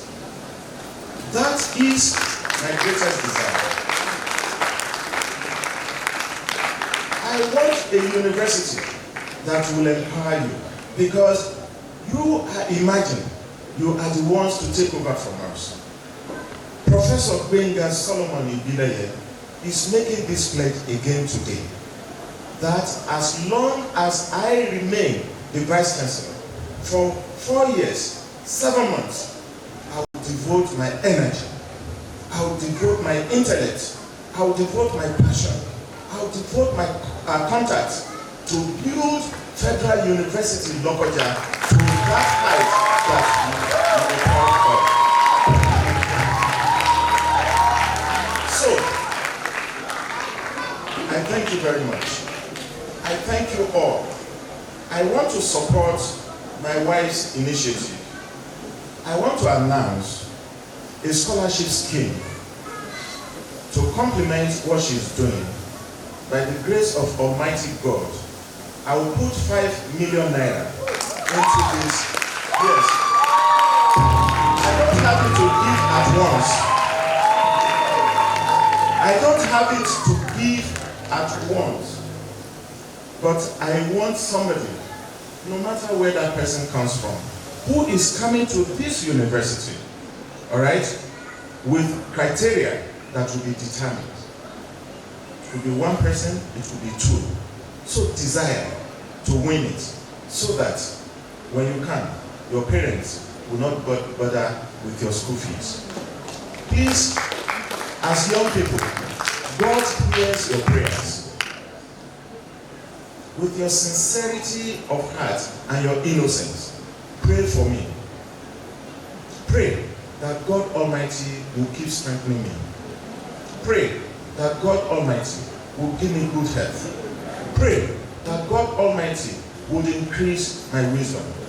Pray that God Almighty will link me with men and women who can help me to build this university. There is nothing that matters to me other than for me to make impact as Vice Chancellor. May God bless you. May God bless you. Let's put your hands together for that powerful, impactful session by our very own Vice Chancellor, Professor Gbenga Solomon Ibileye. Thank you very much for that one. It is indeed one of impact. I would like to have a presentation from the NDLEA, the Federal Foundation. Thank you so much.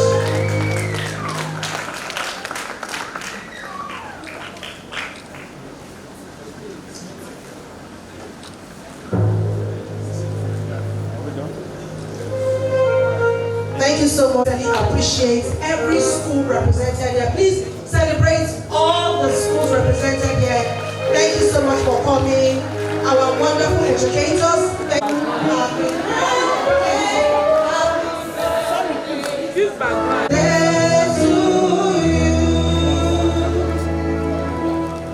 Please, Global Credence Academy, if you have not collected a certificate, please, your instructor.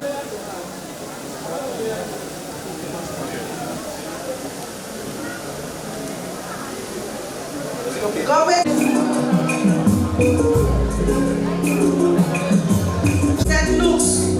St. Luke's model, get ready, kings and queens.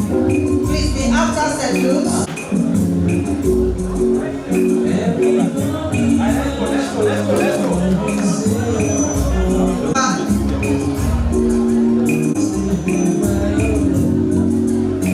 LGGS Kabawa, you are the next. Please all our dignitaries.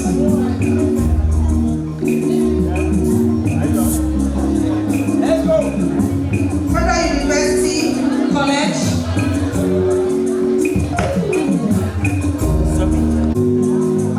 These committee members, way behind you.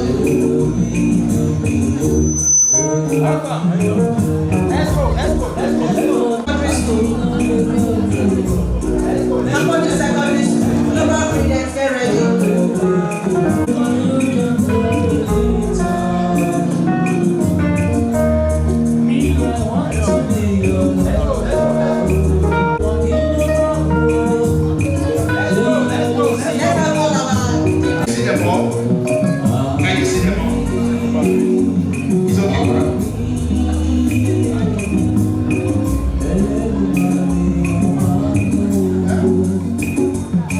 and wife, Honorable Victola, the NDLEA, the GM.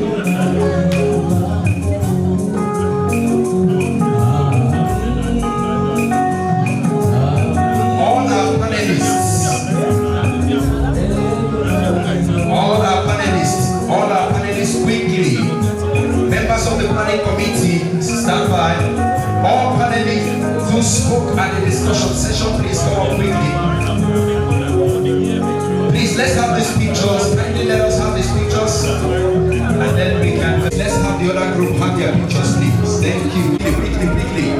Mr. King.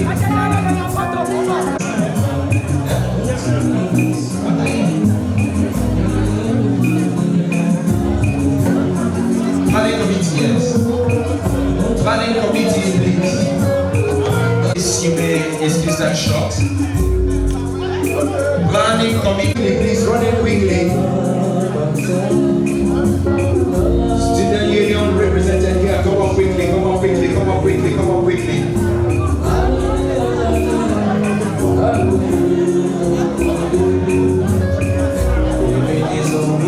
Student union, quickly.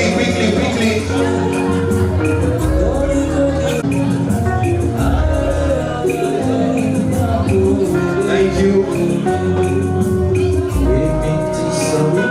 Now the next will be Association of Masters of Ceremony.